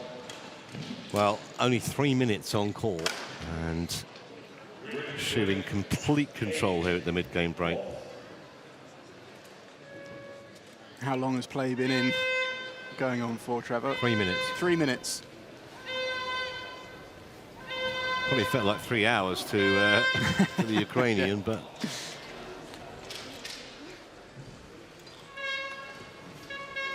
This young lady here looking like she belongs on this stage. I have no doubt that we'll probably see plenty more Court of her. 1, 20 seconds. Court 1, 20 seconds. But I am interested to know whether we'll actually see more of her in this tournament, because she's the 4th player here. Obviously, most likely this is China's easiest group game, probably easiest match throughout the tournament. 11-2. So I wonder whether they'll go for their top Play. 3 stars over her.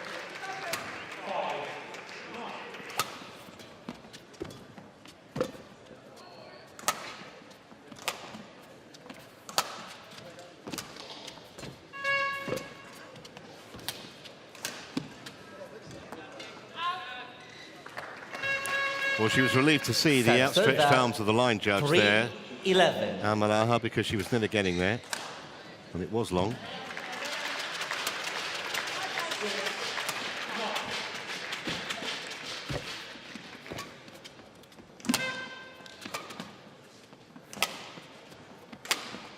Oh, Something of a surprise, actually, wasn't it, that Xu wasn't able to Serve defend serve her World Junior title. In fact, I think she went out quarter-finals and beat by Japanese. Yes, I think she actually went out possibly the round before, or third round, maybe fourth round. But we've seen that in the past. The recently retired Victor Axelsen won the World Juniors when he was under 17, so 2 years young, and then he played it 2 more times, didn't win it. 13-3. Either of them, we saw what kind of career he had. So just because you won the World Juniors and weren't able to defend it doesn't mean that you can't have senior success.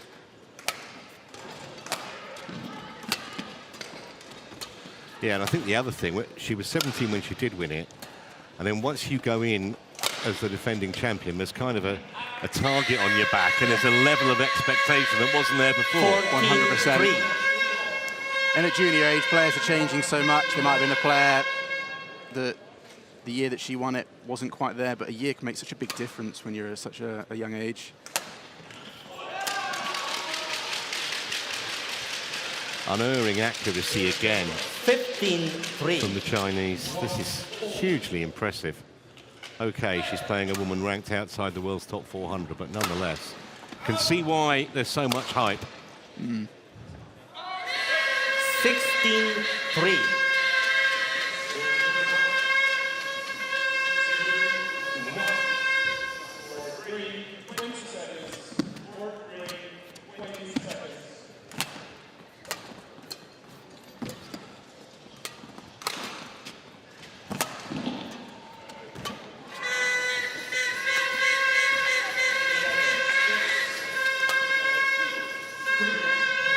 That's right in the corner. He changed his mind, the line judge, didn't he? Originally, China challenges hold in.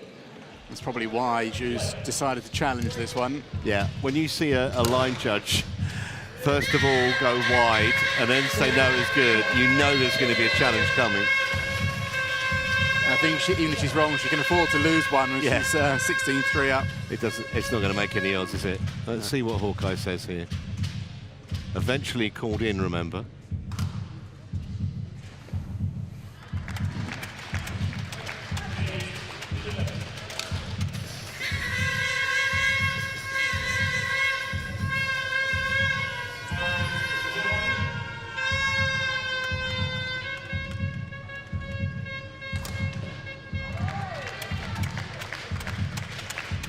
It must be close if it's taking this long time to... Well, unless they're on a coffee break. Here we go. Oh, good call. Got it right, the line judge. Challenge unsuccessful. 1 challenge remaining. Serve 4-16. Play.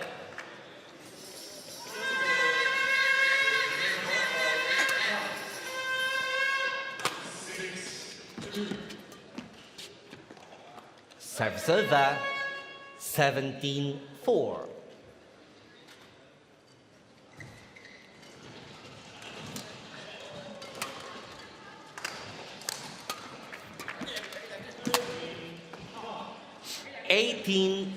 Combination of classy Xu winners and Al-Malha errors have meant only 8 minutes in, Chinese is just 3 points away from securing this opening game.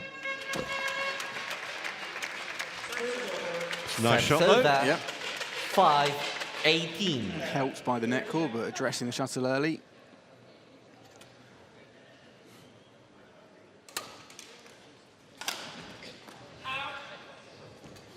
You can see by the body language how nervous Al-Malha is. side, jumping around, trying to get some of that nervous energy out.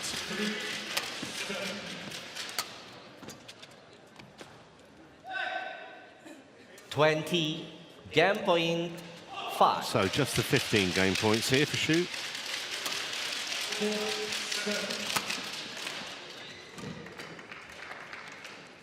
Serve 6-20.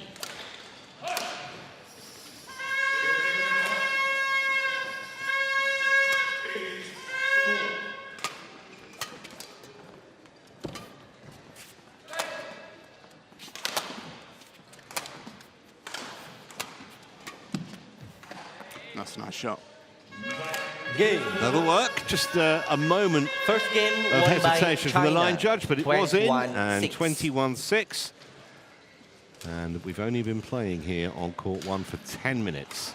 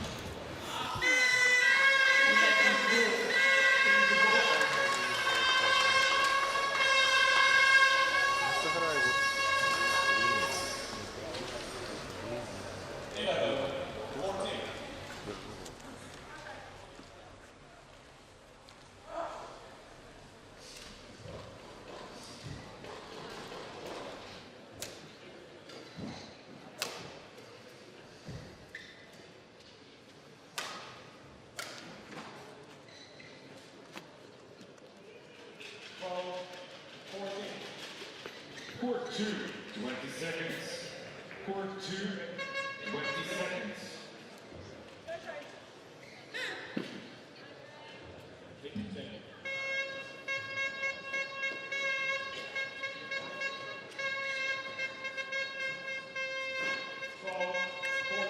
Court 1, 20 seconds. Court 1, 20 seconds.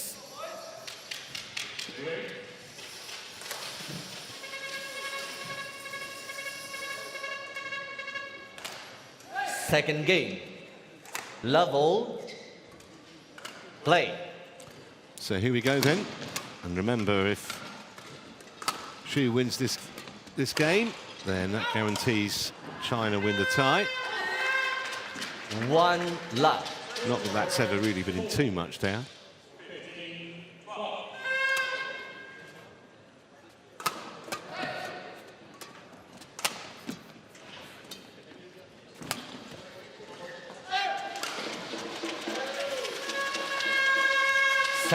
I mean, from a neutral's point of view, you'd like to see the Ukrainians make this a bit more competitive this second game, because first game really was very one-sided.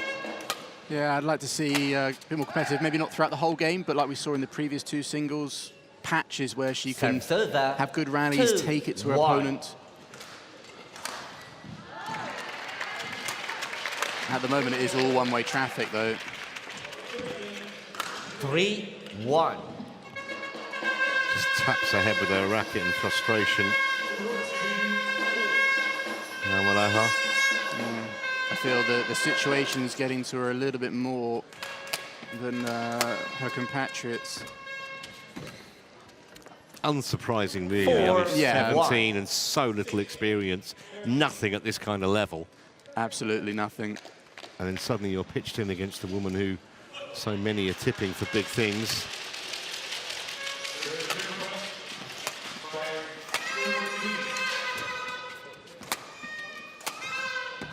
And that's a great shot. Those are the kind of rallies that, if we can see a handful more of those, it'd be very, very positive for her.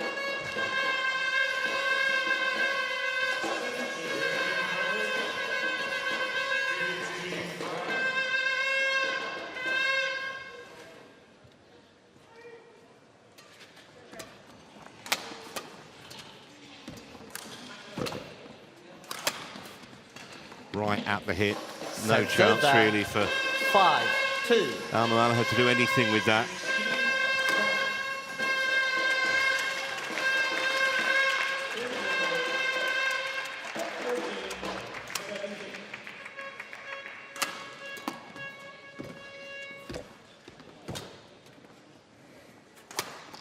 pretty much hit that where you like. Xu Wenjing. 6-2.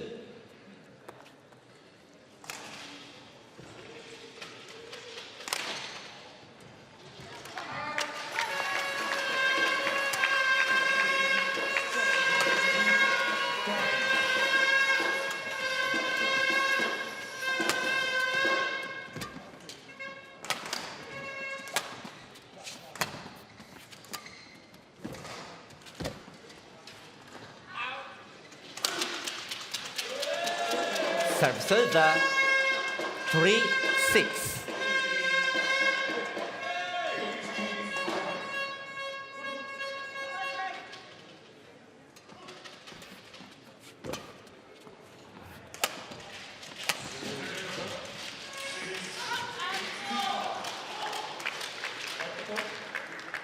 Serve 7-3. She's got quite an air of calmness, does Xu. In between points, she really does kind of saunter back to the service position.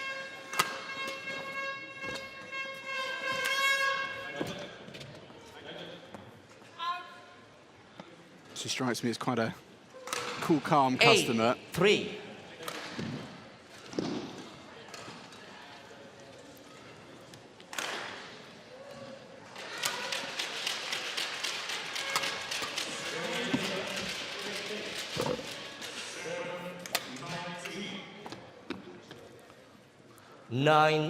Well, unfortunately for the Ukrainian, second game very similar to the first, so far at least. Yeah. Can't get any kind of foothold in this match at all. There's another one of those cross-court winners from the head. 4-9. She's had a bit of success from there. The odd moment. Yeah. The odd moment. She has to really go in on the early shots, because I feel that once she hasn't got control in the rally, she can't get it back from Xu. Well, we were right behind the arm for that. It looked so easy, didn't it? Yeah. Wonderful timing.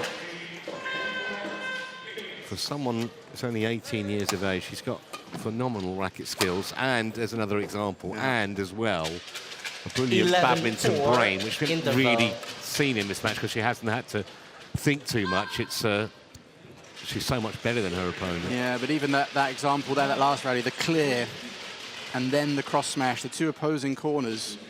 That's why Raiia is just completely stranded.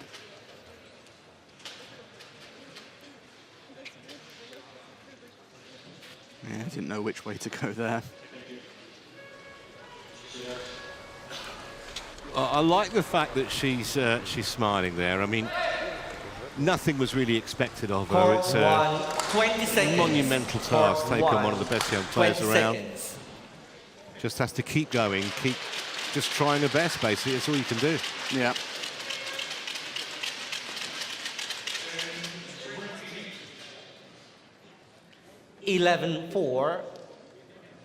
Play.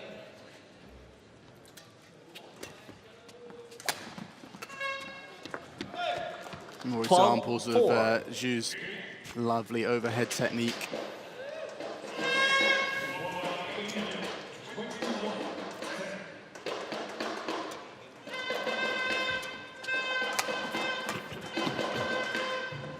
Oh, that's dropped in as well. Great judgment. 13-4.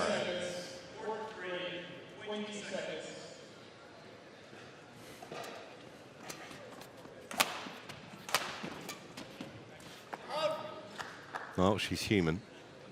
Serve 5-13.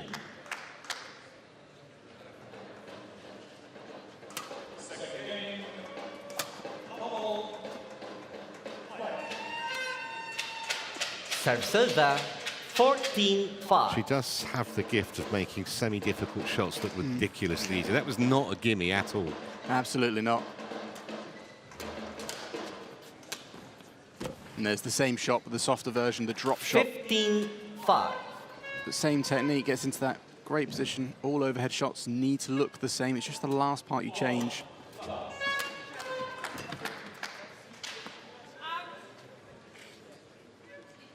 $16-5.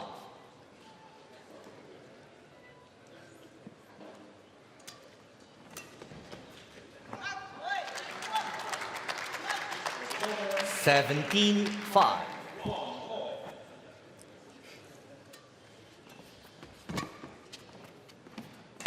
Court 2, 20 seconds. Court 2, 20 seconds.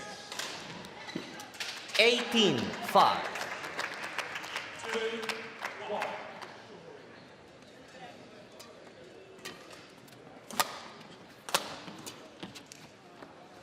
One of the few occasions where the Ukrainians stretched Chu down that forehand side.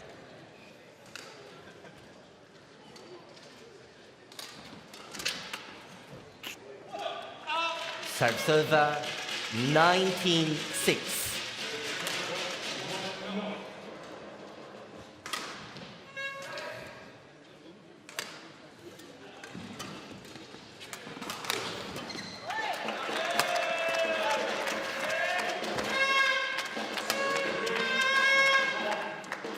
So after only 20 minutes, match points 6. here. And obviously that will confirm victory in the tie as well.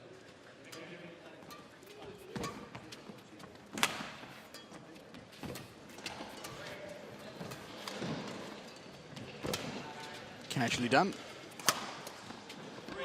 Well, easy as you like for 18-year-old Xu Wenjing, the former world junior champion.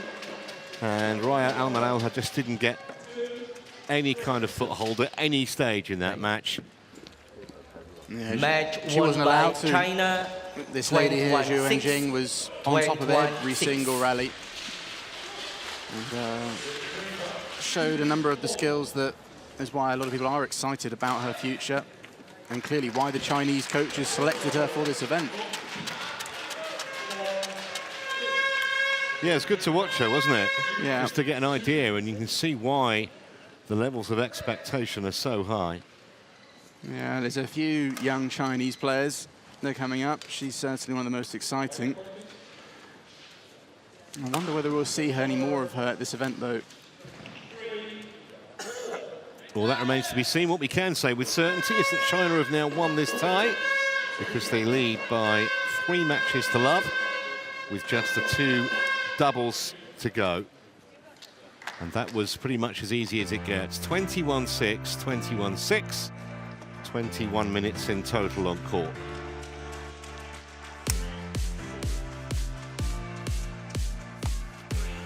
Well, when we come back, it'll be the first of the doubles, and it's not going to get any easy here for Ukraine either. Alymova is back with Stoliarenko, but they have the dubious task of facing Jing and Zhang Xian, the world number 4 pair. That's in a moment.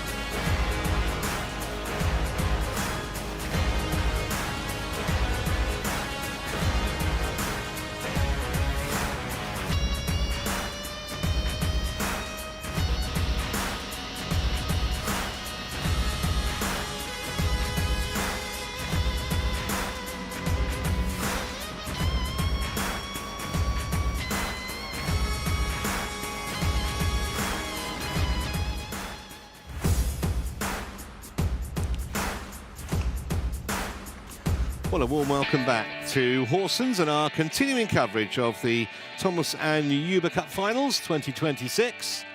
Please welcome the technical officials. Lovely, quiet, restful part of the world here on the Jutland Peninsula. And the weather actually has been absolutely magnificent. So on to the first of the doubles. The Chinese pair needs a little introduction. Xian and Xian up against Alymova, who we saw in the singles earlier, and Mariia Stoliarenko is her partner for this first doubles. Officials just coming out onto court one. Just a reminder also, we do have coverage on court two as well for the whole of this competition. And from day 5 onwards, you will see every single match live, because then we cease to have 3-court coverage. We're on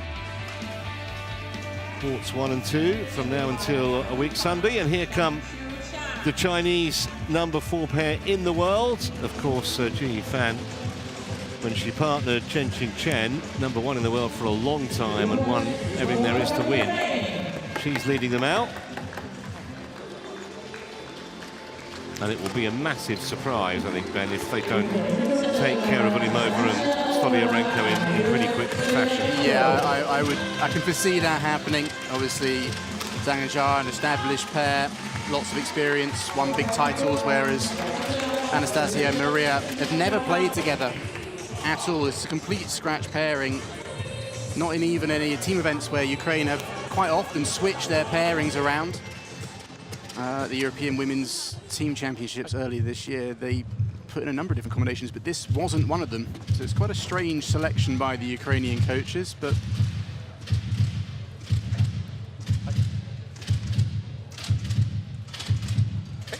your choice, red or black? Sorry, black for you. Red. This side. Yep. Who received? Is that received?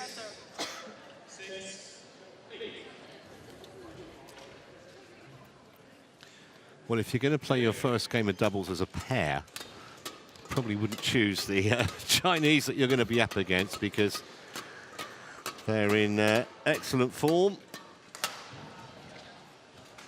Xian has won 22 World Tour titles, 3 of them with Zhang, and the rest with, obviously, with Chen, with whom she won the Olympic Games in 2024 in Paris. And a little matter of 4 World Championships as well. Now partnering Xian, who also had won 5 World Tour titles before she partnered up with Jing. So 2 very, very experienced and decorated women's doubles players.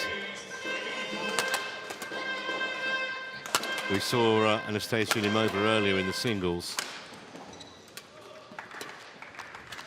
And she's now playing with Stoliarenko for the first time, as Ben mentioned.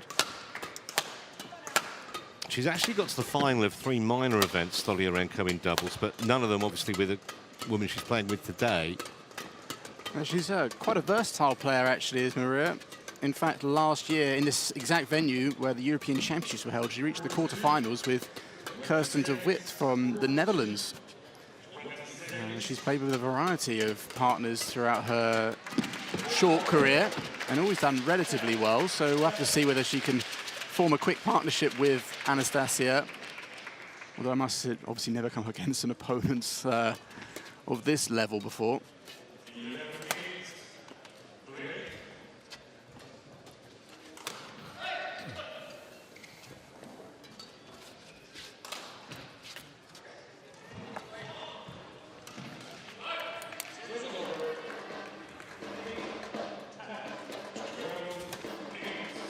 Ready to play?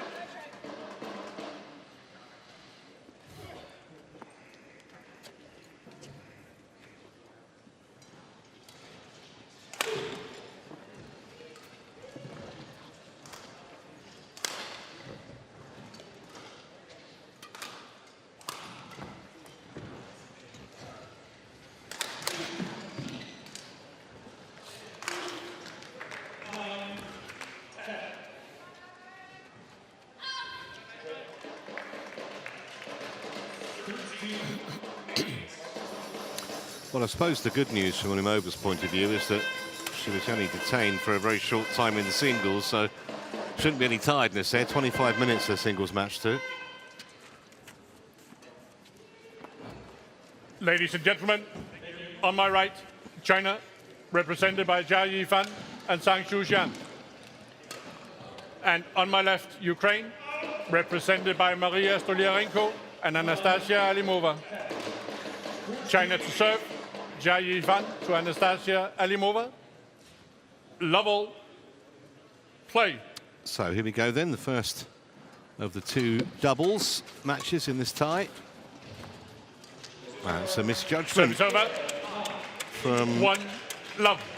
Xian at the back of the court.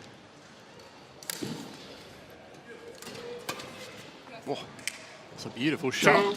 2 love. Read that returner serve, did Anastasiia. They should play together more often. Yeah.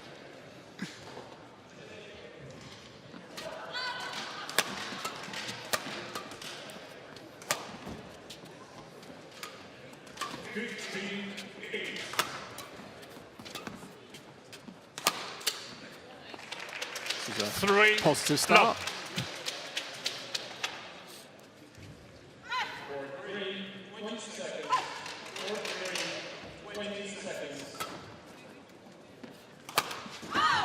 Service over. 1-3.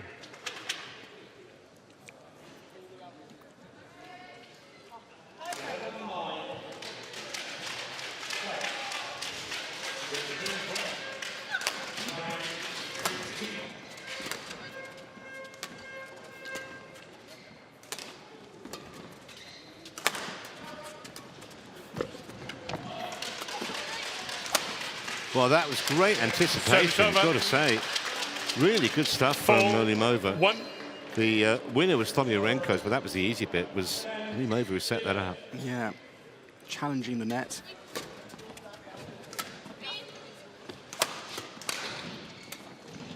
That's a lovely shot as well. 5. It's a bit of 1. a timid start, this, from the Chinese pair, isn't it? It is.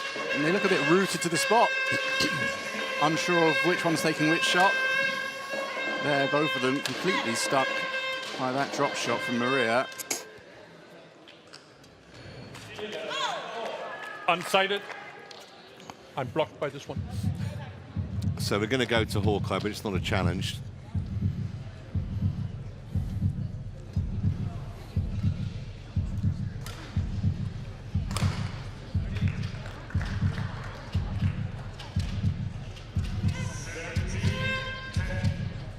And whether this is short or not, I like the idea from Anastasiia to serve out wide. It's always important to vary your serve.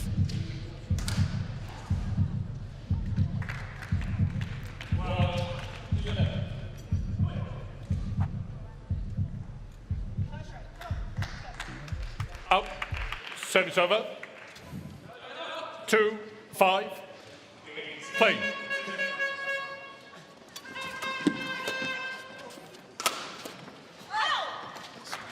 That's 3, 5.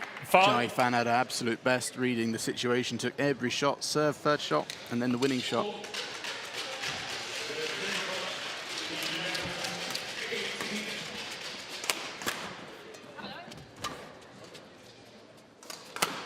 Ball. 4, 5.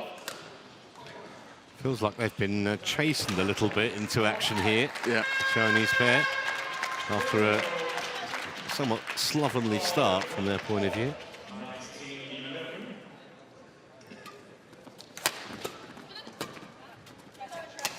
Again, a little bit of miscommunication on the Chinese side.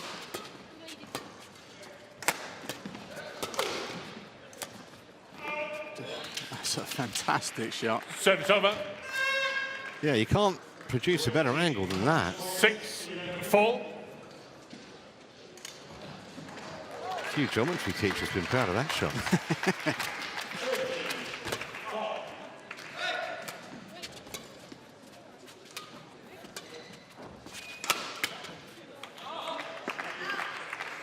Service over. Good placement of the smash 5, there from Jia 6. Yifan. Going right in at the left hip of Anastasiia.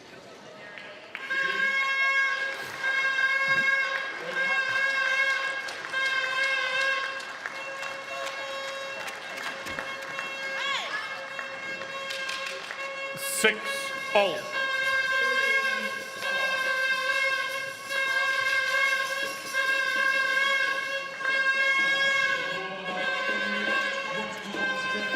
Service over. 7-6.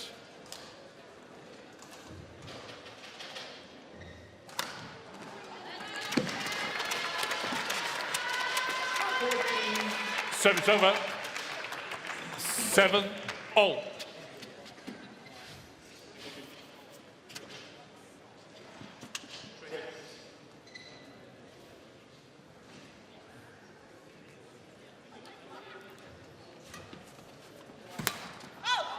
Yes, clever serve. 8-7. Yeah. She's got such a lovely low serve. And she's reading the third shot that the Ukrainians are going to be looking to step forward, so they're going to be a little susceptible to those flicks from time to time.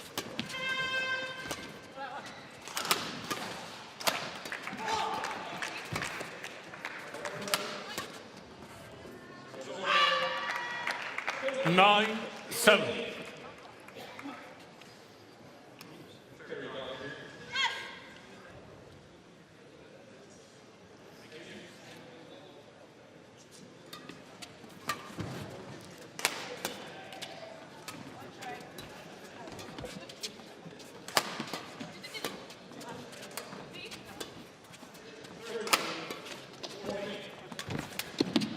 Well, that's excellent play again Service from over. Alymova.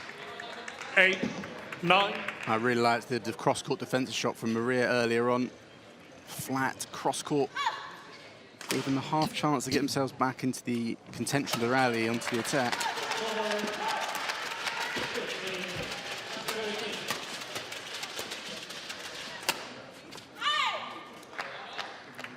Service over. 10. Down the middle by the Chinese. Obviously the first time these Ukrainians playing together, the center might be a good spot to go for. Not quite sure which one's going to take which shot.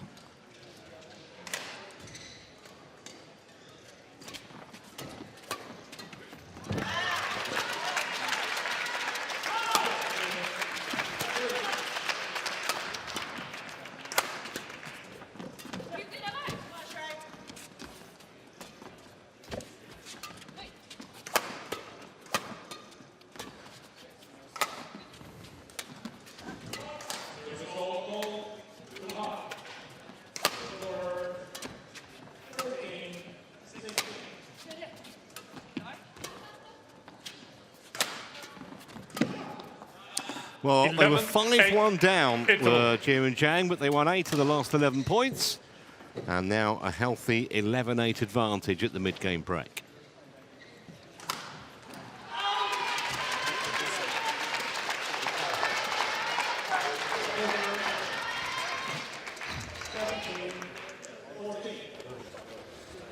Просто довгі ралі. Смеш. Не поспішати. Смеш. Проміж двома. Не кожного окремо, а проміж двома. А взагалі-то добра гра. Просто тримати ралі, так. Так. І будьте обережні. Той гравець, який стоїть попереду. Court 1, 20 seconds. Court 1, 20 seconds.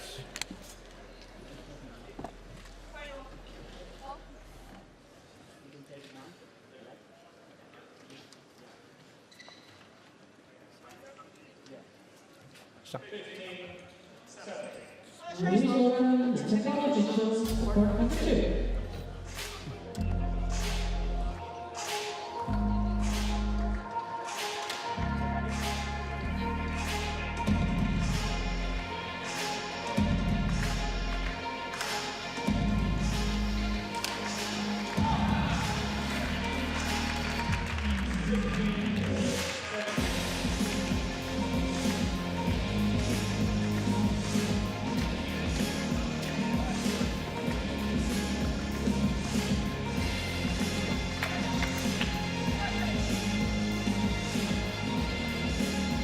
Okay.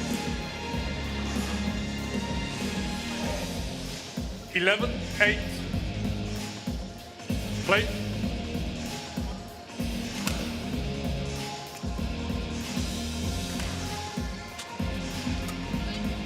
That's a lovely shot. It's just such a 12, delicate piece of placement, wasn't it, from Jing Fan? Beautiful play.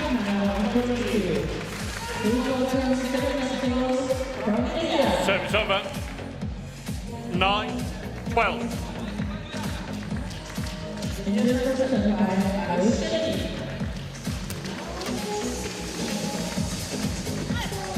Service over. 13-9.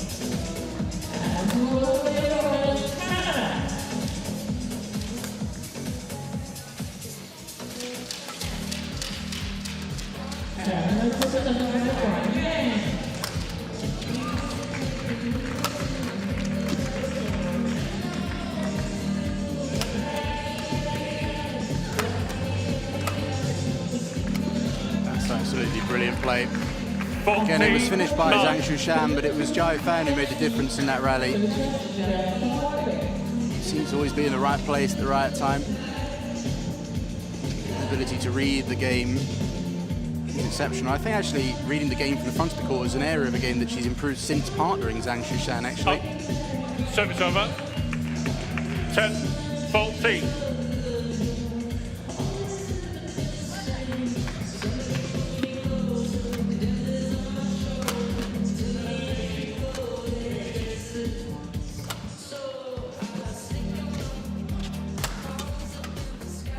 She is again. 15. But it's that formation with Zhang at the back and Jia at the front. When they first partnered, that wasn't, they were known more to be the other way around. But they've kind of developed very strongly to actually have the same sort of level in both formations. I've always thought that Jing Fan must be so frustrating to play against if you're on the other side of the net from her. It's that sort of predatory nature that she has at the net. That's long. 16-10. And just has that ability to kind of create shots when nothing seems on, and she'll turn a rally that looks like it's pretty even, and all of a sudden their pair will have the upper hand. I think she also brings quite a calming influence. She's an intense player. 10. She will shout and she will get feisty, but when she's playing the rallies, it's this calmness. Yeah, it used to be a good battle with her and Chen, didn't it? With the that side of the game, they're both very feisty characters. But Chen was feisty in the rally, whereas I felt Jing Fan was a little calmer when the play was underway. 18-10. Well, after that early scare where they went 5-1 down, it's been pretty much plain sailing since for the Chinese pair.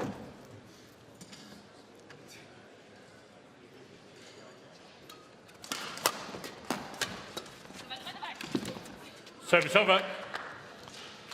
Read the flick that time. 18.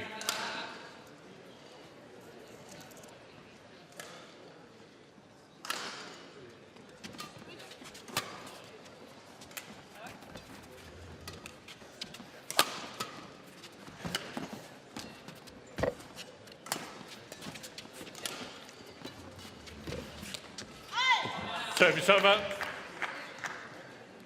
19-11.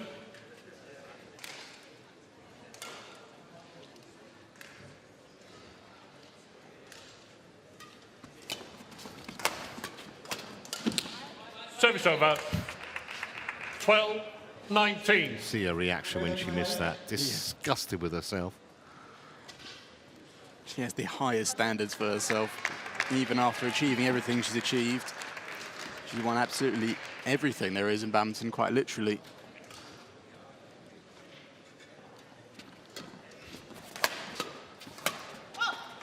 Service over. 20, game point, 12. So just inside a quarter of an hour, 8 game points for Jing Zhang.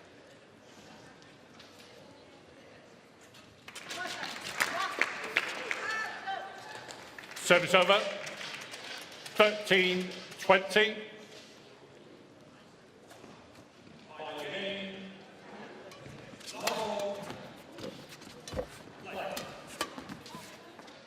That's long, and that will be game 21-13. First game won by China. Exactly a quarter of an hour for Jing Fen and Xian. And it kind of got easier as the game progressed, didn't it? Really? Yeah, I think they both kind of settled, kind of got their rhythm going, got a kind of feel for the hall, feel for each other. And once they obviously took control of the game, it was all one-way traffic after that. Obviously never playing the Ukrainians before, and they had pulled out some great shots in the beginning. I think it just kind of might caught them off guard a little bit, like we saw with Chen Yufei in the opening singles. Sometimes you can see that in these first meetings between players that don't see each other all too often. You can be kind of surprised. Well, the top players are using those opening rounds just to kind of see what the opposition have got. They don't mind if they go 5 love down. And once they have, they can figure out the solution, and clearly they did in this case.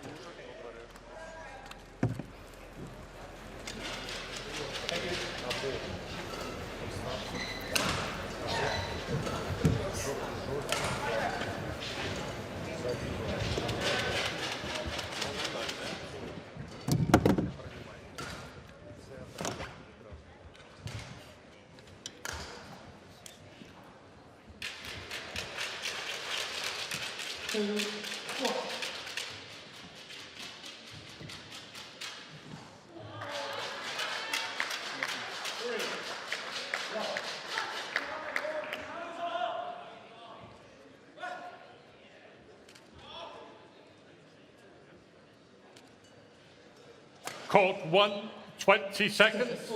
Court 1, 20 seconds.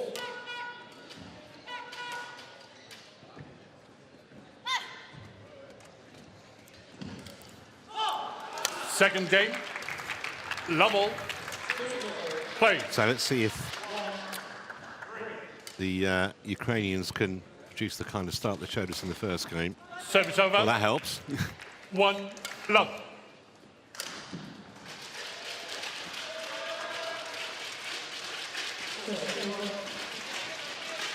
So does that. 2 love.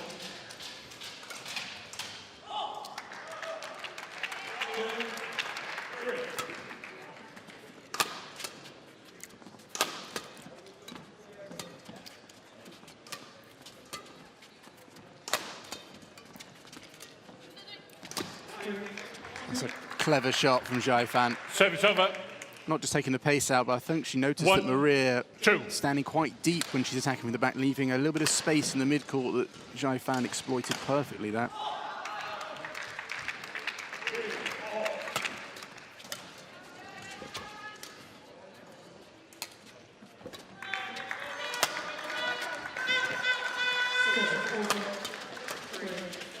Oh, made it. Service over. 3-1.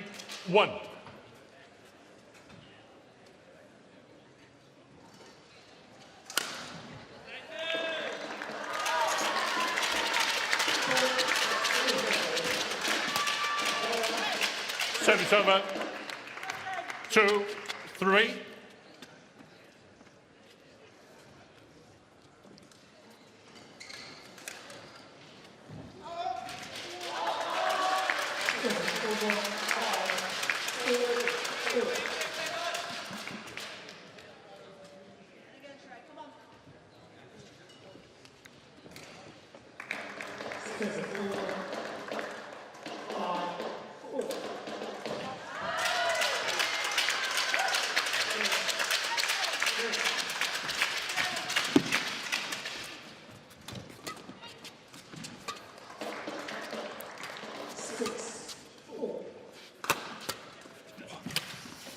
That's good play from Zhang Xian there. 3-all.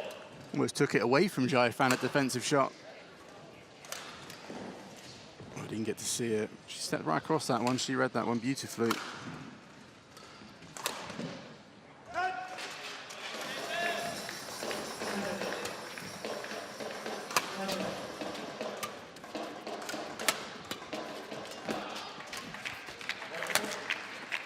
Service over.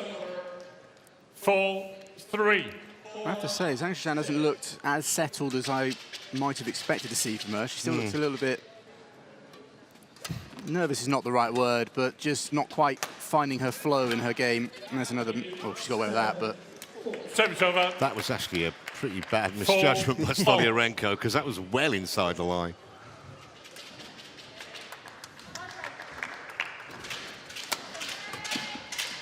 Well, that looked like it was going way out.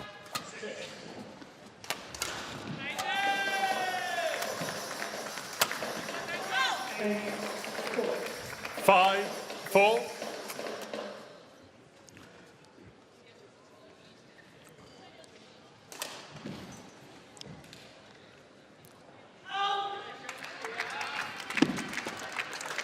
Service over. Excellent return of serve from Mariia Stoliarenko there. Flipping the net cord on the way through.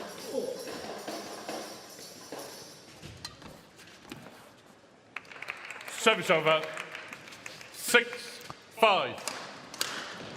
I can see, having watched now these Ukrainian players play, why Maria's been so successful with a variety of partners. She's good from the front, good from the back, good serve. Overall, very solid technique. Nothing too flash, so I can imagine she can slot in with pretty much any player and find a game. 7-5.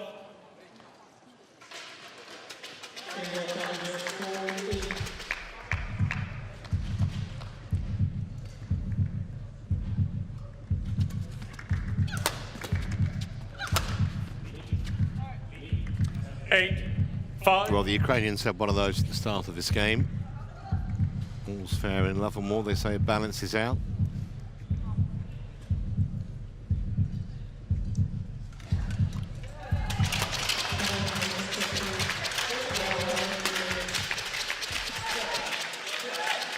Nine, 5.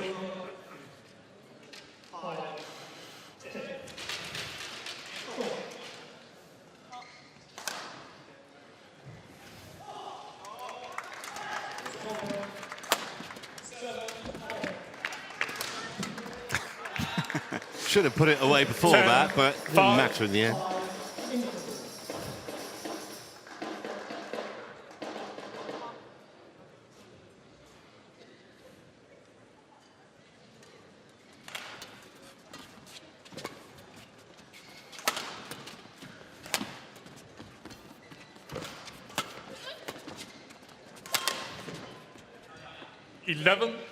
Well, the first half of the second game following a similar pattern to the previous one, isn't it? Well, they started quite positively, the Ukrainians, but kind of cream rises to the top, doesn't it? Yeah, very hard to maintain that sort of pressure. To win your points and to stay in the rallies.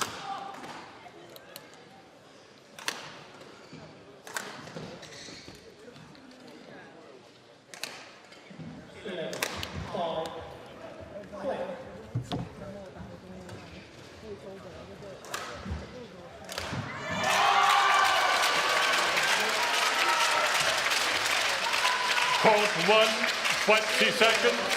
Court 1, 20 seconds.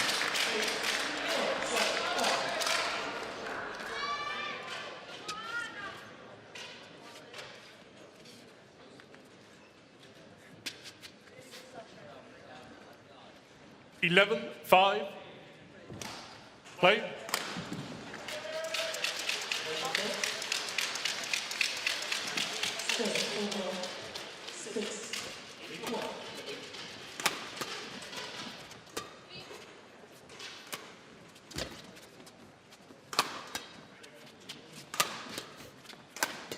That's a very well-constructed rally.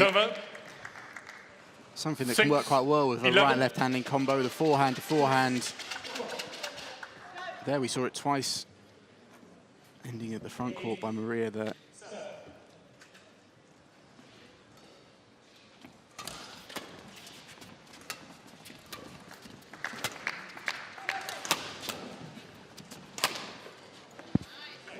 Seven, 11.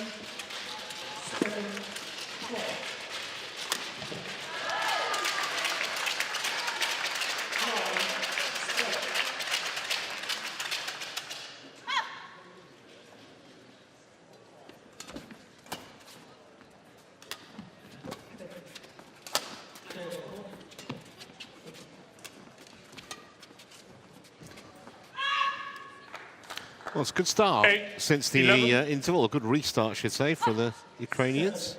A few points on the spin here.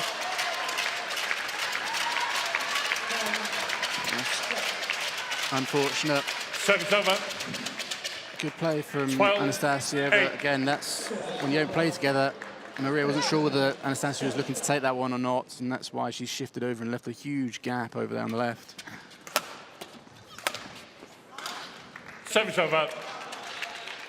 9, 12.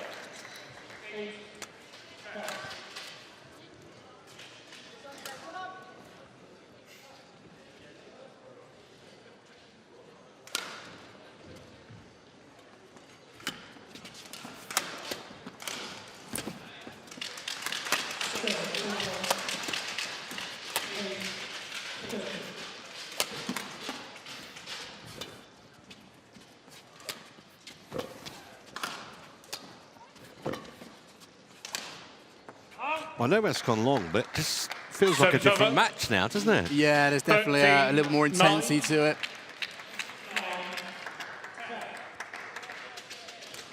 I really like the approach of the Ukrainians here.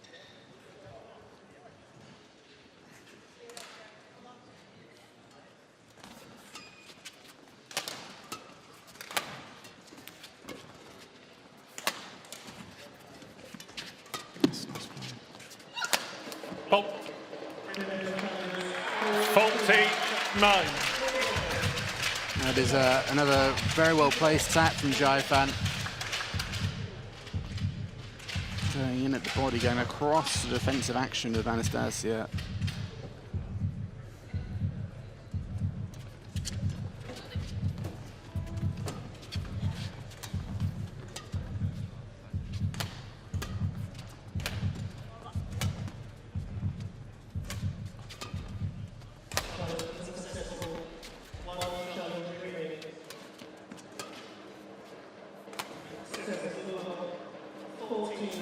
Well, I'd take that as a huge compliment if I were Service either of these over. Ukrainians, that they're basically 10, playing the 14. world number 4 pair and they're just clear, clear, clear. We haven't seen much of that in this match, have we? No. Been much more direct and attacking, that's for sure.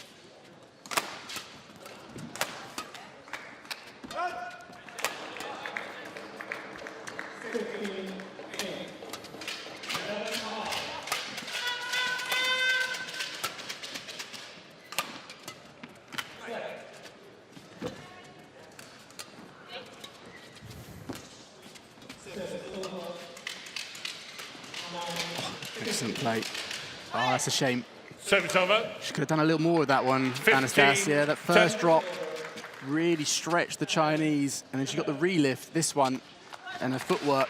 That should have been a step across and get right behind it, not stepping out like that. More. She let the Chinese off the hook.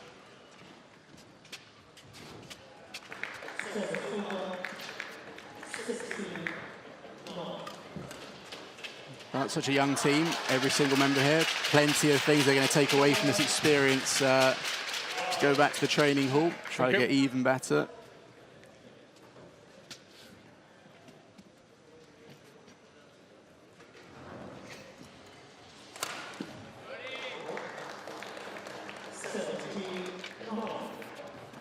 That's absolutely superb. 16. Just did 10. not see the flick coming there, Stoliarenko.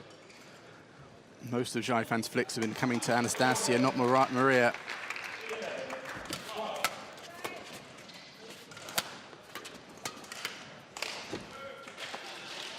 And there's that calmness again. 17, 10. Yeah, it just feels like now, the last couple of points, they've kind of broken the back of that little brief Ukrainian resistance.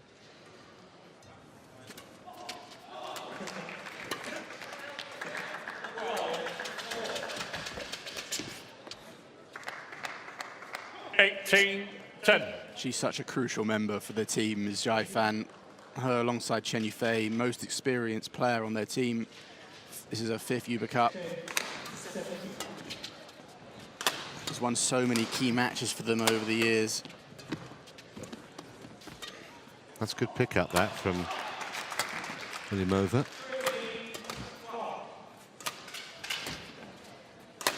That's excellent play. That is Service very over. good attack. Built her attack up really well with the cross-court drop. 11, That time, 18. when the lift came up, she was ready to get on it. And she put it away absolutely brilliantly.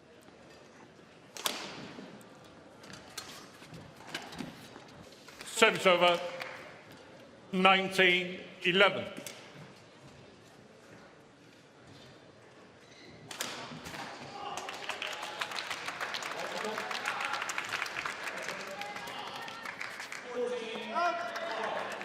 Service over. 12-19.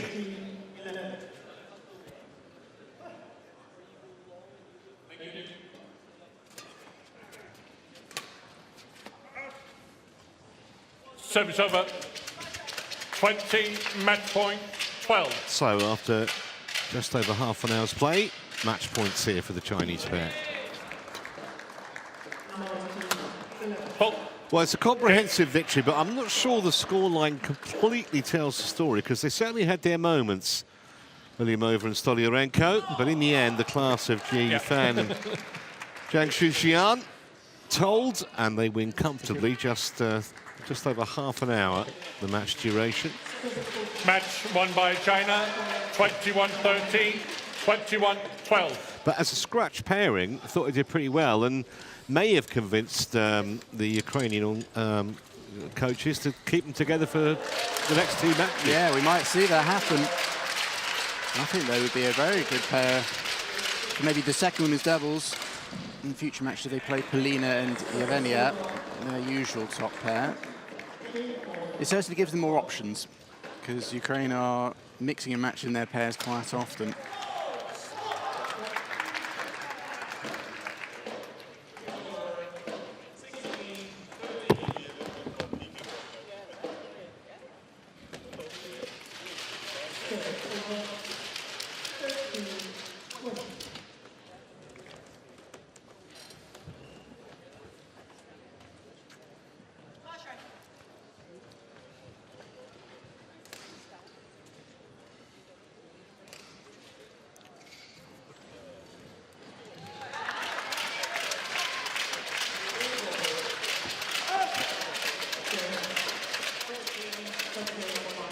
So 21-13, 21-12, just 31 minutes is the official match time. So 4-love now it is in China's favour.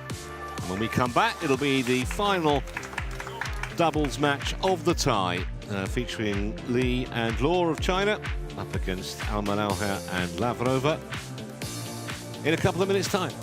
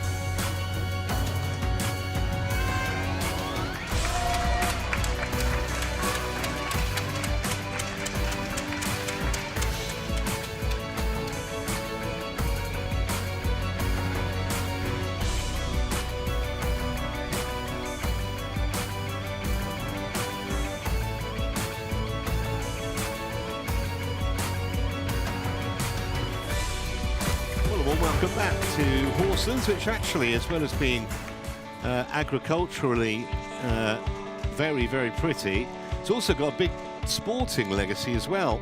The city's basketball team are 6-time national champions. Actually, they played their home matches in this arena. And there's a football team here as well. Horsens football team plays in the adjacent stadium. We have reached the final match of our first tie on day one, on court one, and it brings together Jing and Luo Xumin of China against Raiia, Al-Malha and Sofia Lavrova of Ukraine. 4-love it is. Just waiting actually for the officials, and here they come. Like a well-oiled machine this first morning here in Denmark. I mentioned earlier that they've hosted the Thomas and Uber Cup Finals before, only 6 years ago actually, in Aarhus.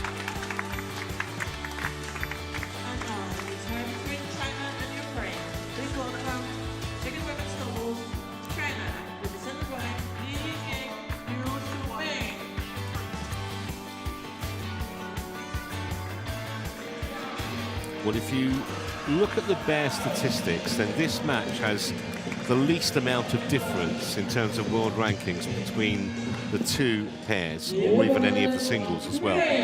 Because Jing and Luo Xumin, they are inside the world's top 10, and the Ukrainians not quite inside the world's top 100, but even that means that, on paper at least, this might be a little more competitive. We will see. Still a big ask for Al-Malha and Lavrova. Both, of course, we've already seen in the singles.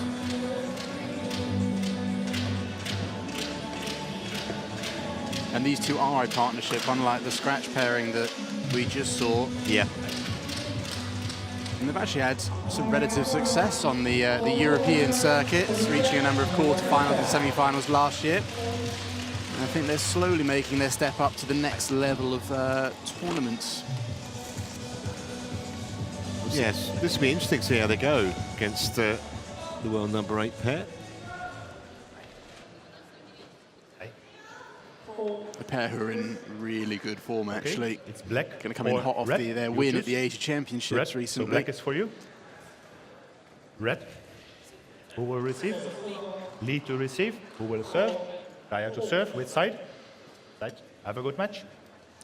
Tell you what, these officials are working overtime, because Jakob Simberg, who's the service judge here, just sitting down there, has been on court for 4 of the 5 matches here this morning. Get overtime for that. So let's look at the Chinese pair first. Jing and Luo Xumin, world rank number 8. Li there has been 5 with a different partner, making her debut in the Uber Cup. And of course, they made headlines when they won the Asia Championship. That was just 12 days ago, albeit that Liu and Tan retired early in that final, but nonetheless, history books will say they are the 2026 Asia Women's Doubles champions. Yeah. And they beat 2 of the top pairs on the way there, Perliantino and Fukushima and Matsumoto. So won a couple of World Tour titles as a pair. They've lost in 4 other finals. Big win in the Super 1000 China Open a couple of years ago. So that's the kind of pedigree that the Ukrainians will have to deal with in this final match of the tie. We've seen both of them already in the singles. Al-Malha, who only lasted 21 minutes against Jing, beaten 21-6, 21-6. Something of a chastening but learning experience, you'd hope for her. And Lavrova, who actually played pretty well against Chen Yufei. Yeah, I wonder if they can both take it to their opponents in this match as well. I'd especially like to see Raiia Al-Malha do a little bit better, like show a little bit more of what she's probably capable of in this doubles. We didn't get to see much in the singles.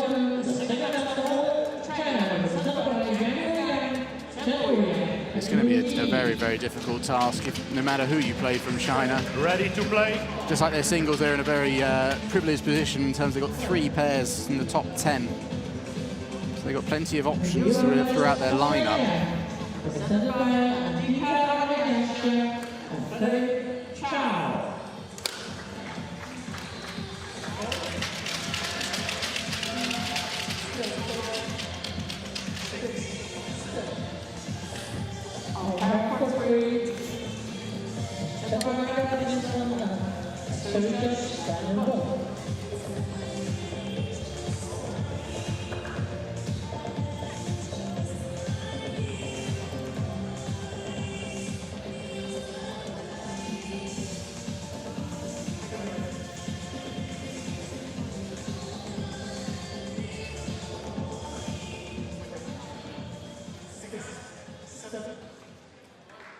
Ladies and gentlemen, on my right, Ukraine, represented by Raiia, Al-Malha and Sofia Lavrova.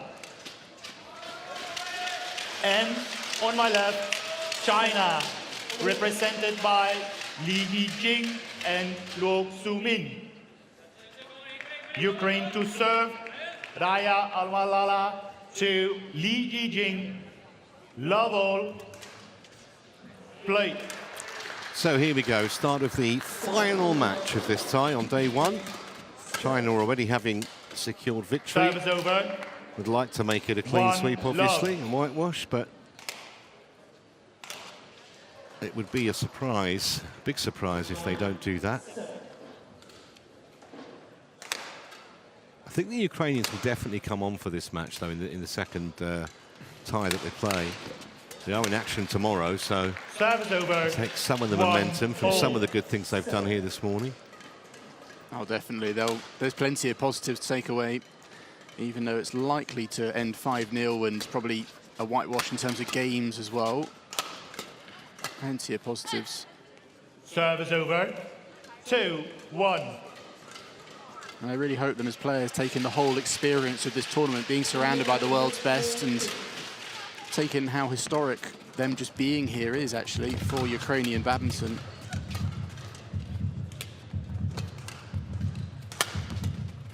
Oh, that's a brilliant shot. Pretty sure that was Sofia who took that one. 2-all. Yeah, it was. That's a very, very nice shot. She showed some of those skills in the singles, got double skills as well.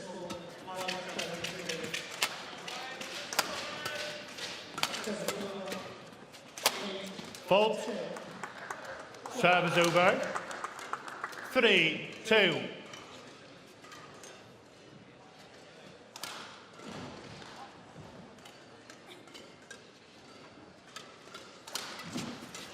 It's a nice shot too. Service over. She's come out just as positive as she did in her singles match earlier today. I was very impressed with the way that she played against Chen Yufei. Yeah, she showed us some good returns of the Chen Yufei serves. Wouldn't be surprised to see that previous winner. Service over. 4-3.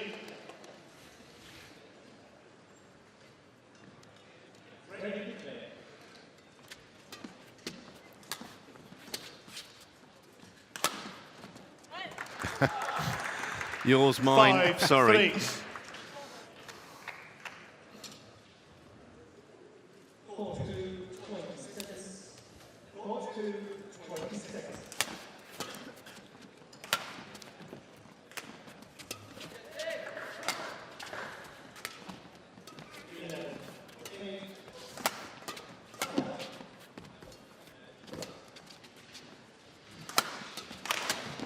Yeah, good play. 6-3. Always a sign of a good doubles player when they can link up from the rear court to the front court on the attack.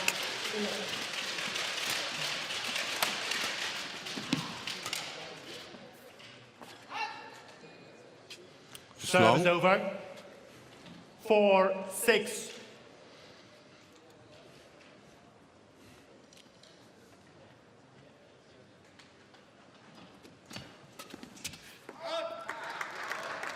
Service over. 7-4.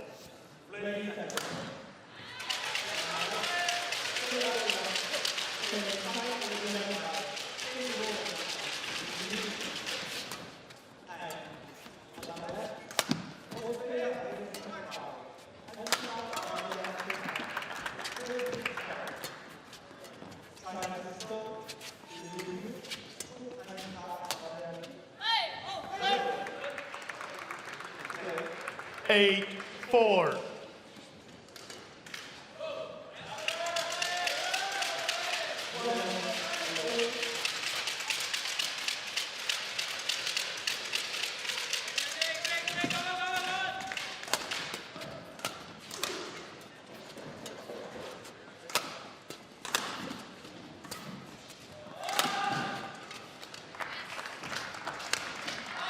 Service over. 5-8.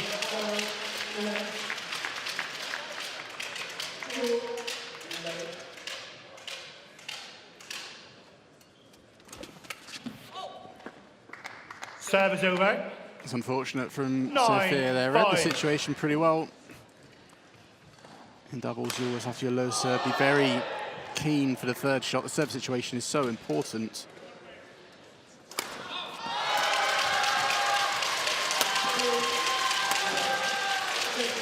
Average rally length, probably single figures, isn't it? At the moment, yeah. Usually women's doubles, we see it way up there. They produce some of the longest rallies in all of badminton.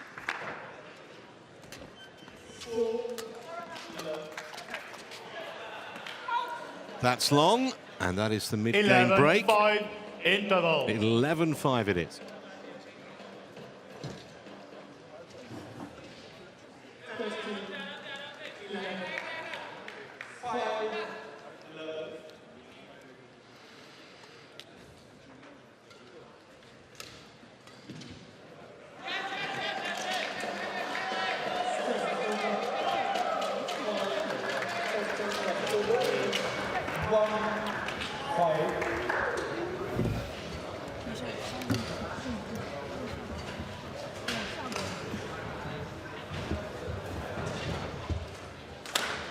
Court 1, 20 seconds. Court 1, 20 seconds. So the players coming out to resume play, and really nice again to see Raiia Al-Malha with a smile on her face, trying to enjoy the situation, the experience. I think she smiled looking at the cameraman filming them at the box. She's probably never experienced that before. It's a lot to take in.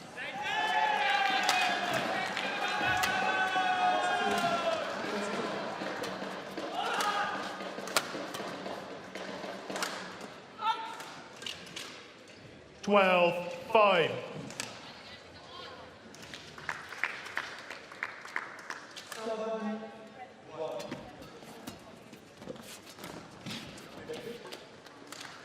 It's a good play there from Jing, very sharp and alert at the net. In this match, it's unlikely they're going to have to be stretched too much, but it's still good to get those fundamentals into your game, get them into your psyche, because they'll be very much needed against better opposition later on in this tournament if this pair are to play for China. $14-5.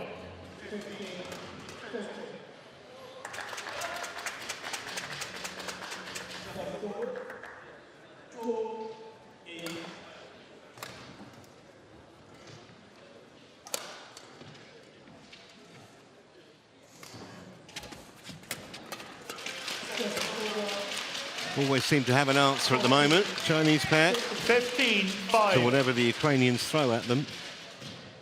Yeah, very alert in every situation. There's another example of it.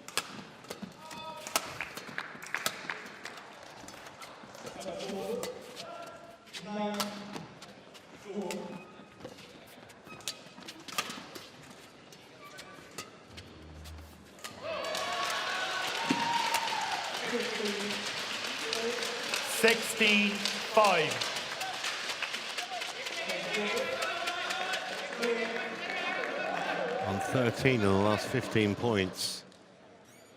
Lian Law. There's another one. 17-5.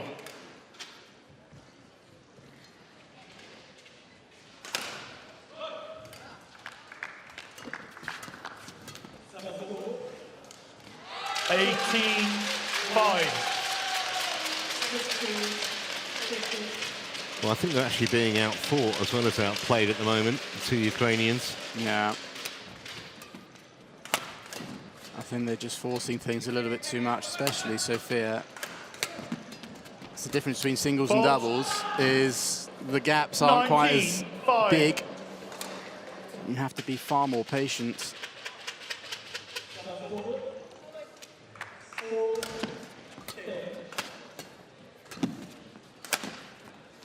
So, a whole raft here of game points, 15 of them.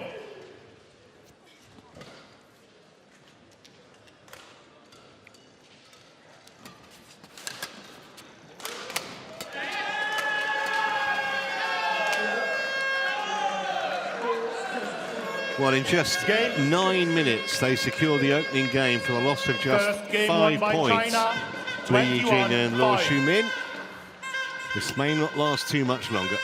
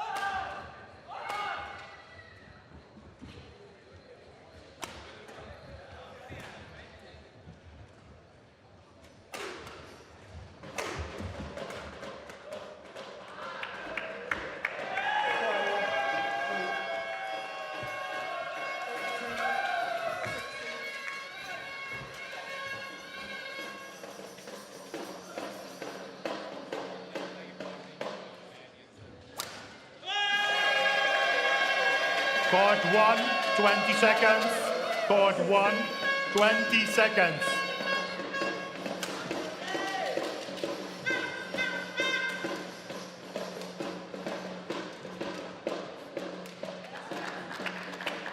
Second game, level play. So, what could well be the final act in China's first match in defence of their title. Facile win in the first game, and they've started off in similar vein here in the second.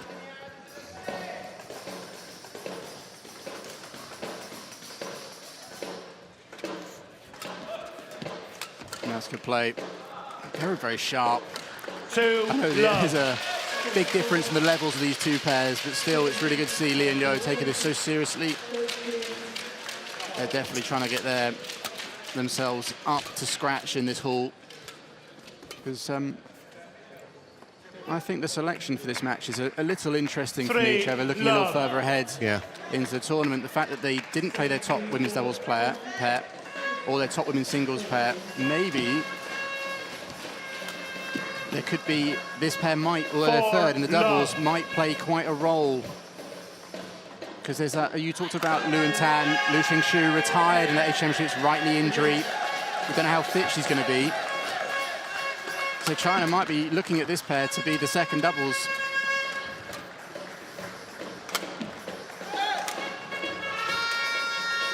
Service over. 1-4. Almost gave herself an admonishing look there, Li Jing. She missed that. Haven't missed much, either of them. Service over. 5-1.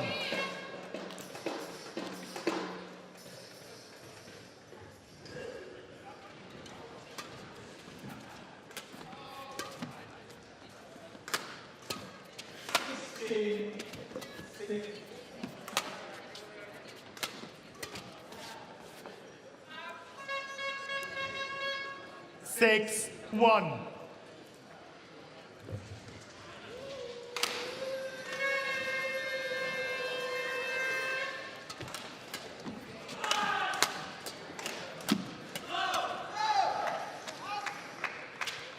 Out the back. 7-1.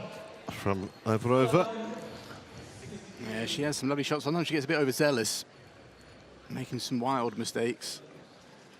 We know she can pull out some brilliant winners as well. 8-1.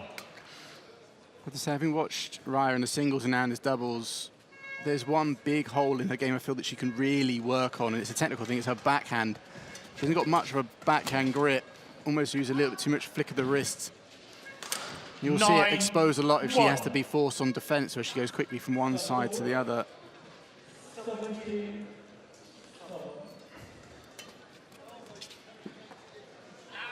Just out.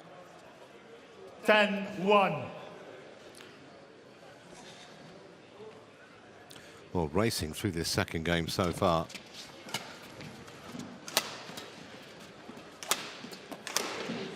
It's good play. Serve is over. 2-10.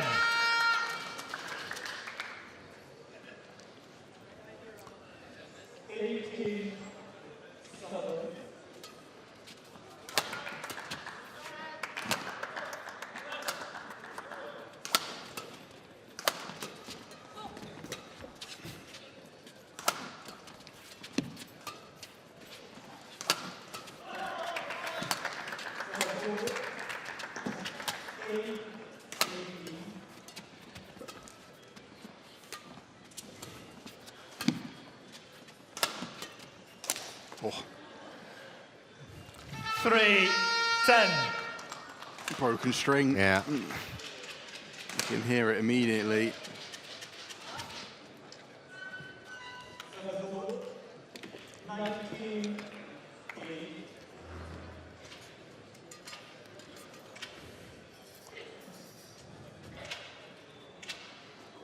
He's had a long day, the Ukrainian coach. He's been on there every match. He's here on his own, isn't he?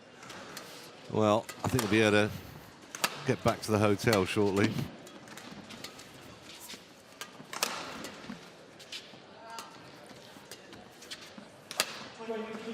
So mid-game break and a one-sided scoreline. The end looks to be nigh in this match. 11-3. Lee and Law in front.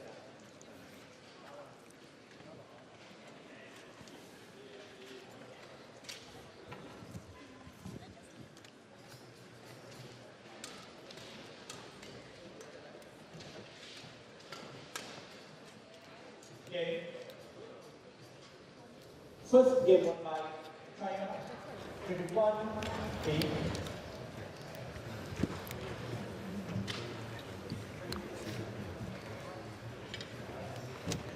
Court 1, 20 seconds. Court 1, 20 seconds.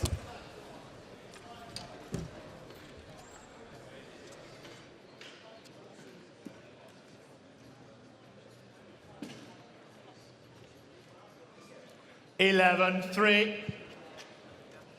Play. Please welcome the technical officials for court number 2. Service over. 4-11.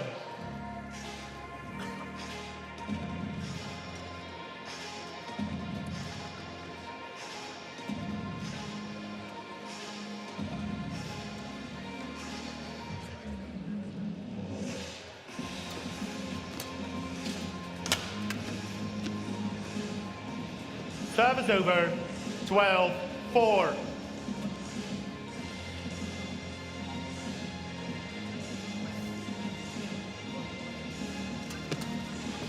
Oh, should have missed too many of those. 5-12.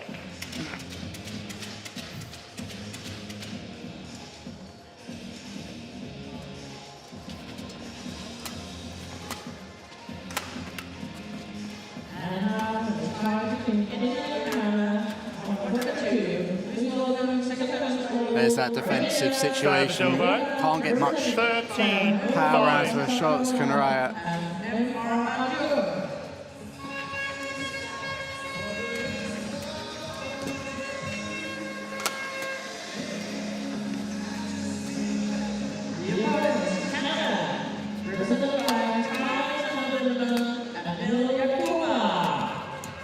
Oh, I like that idea. They even had me fooled that one. 6-13.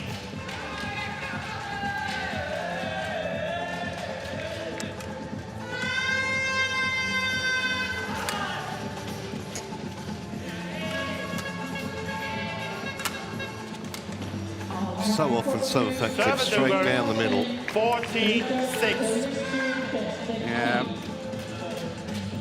Even though they've been playing together for a few years, the centre is still. I do think Raiia needs to step across a little bit more because there's too much of a gap between the two players. Yeah, there was. That was a yawning chasm, wasn't it? Yeah. Oh, another miss. Seen a few of those. I mean, it's not going to matter in the context of the match, but it might later on. Those kind of shots going astray. Yeah.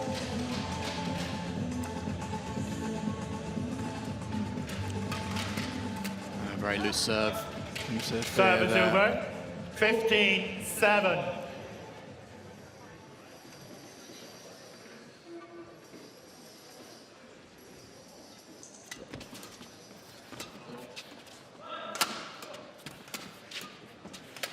Good play.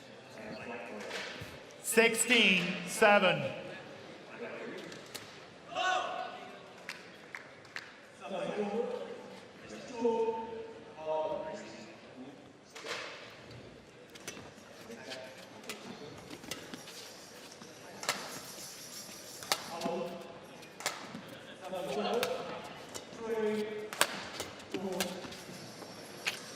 Loose one that from Lavrova. 7.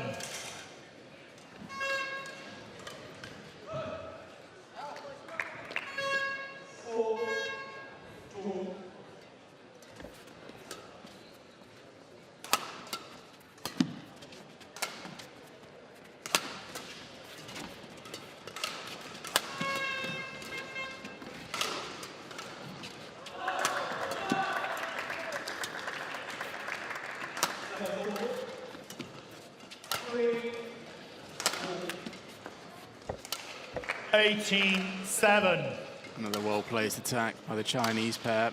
Again, going across to Mariia's backhand side. It's been exposed a little bit on her defense in this match.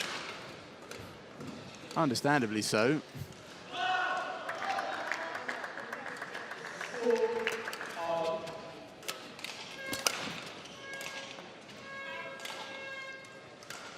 $19-7. So just a couple more points required now. Put this match and tie to bed.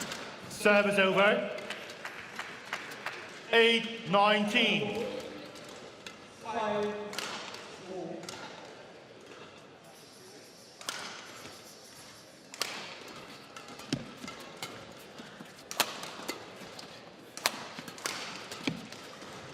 And that ever from Lavrova brings up 12 match points. 8.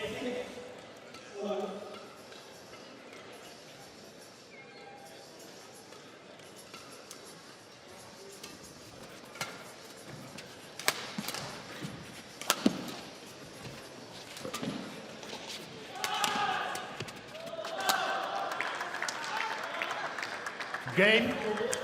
Well, that didn't take very long at all. Just 22 minutes, in fact.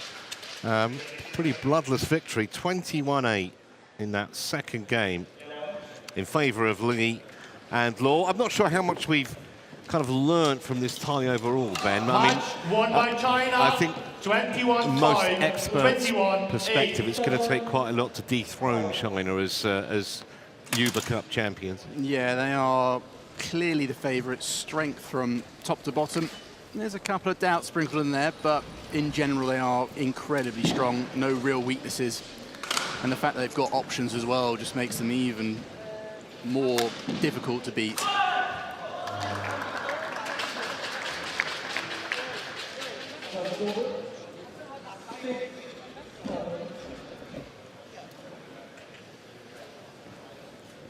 Yeah, a warning really for every other nation in this competition.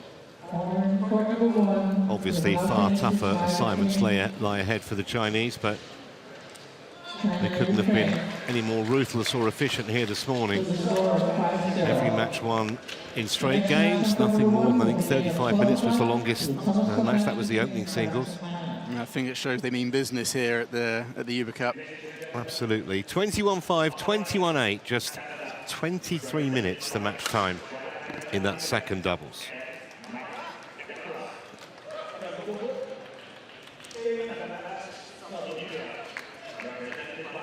Well, just a brief reminder of what we've seen here. I mean, bloodless victories really for Chen Yufei and Han Yue. A really impressive performance too from the 18-year-old Xu Jing, winning in just 21 minutes. And then the two doubles matches didn't last very long either. Been a learning experience, I think, for the Ukrainians. That's all you can say. Yeah, most certainly. And a really just general, a very good experience. And they've got to take positives away from their play, but also the fact just being here, such a historic moment for Ukrainian badminton. Whilst they didn't win a game, I think they put in some good performances throughout. Well, plenty more action to come here from Horsens on day one. And next up, it's a Group D of the Thomas Cup. That's at 12 o'clock.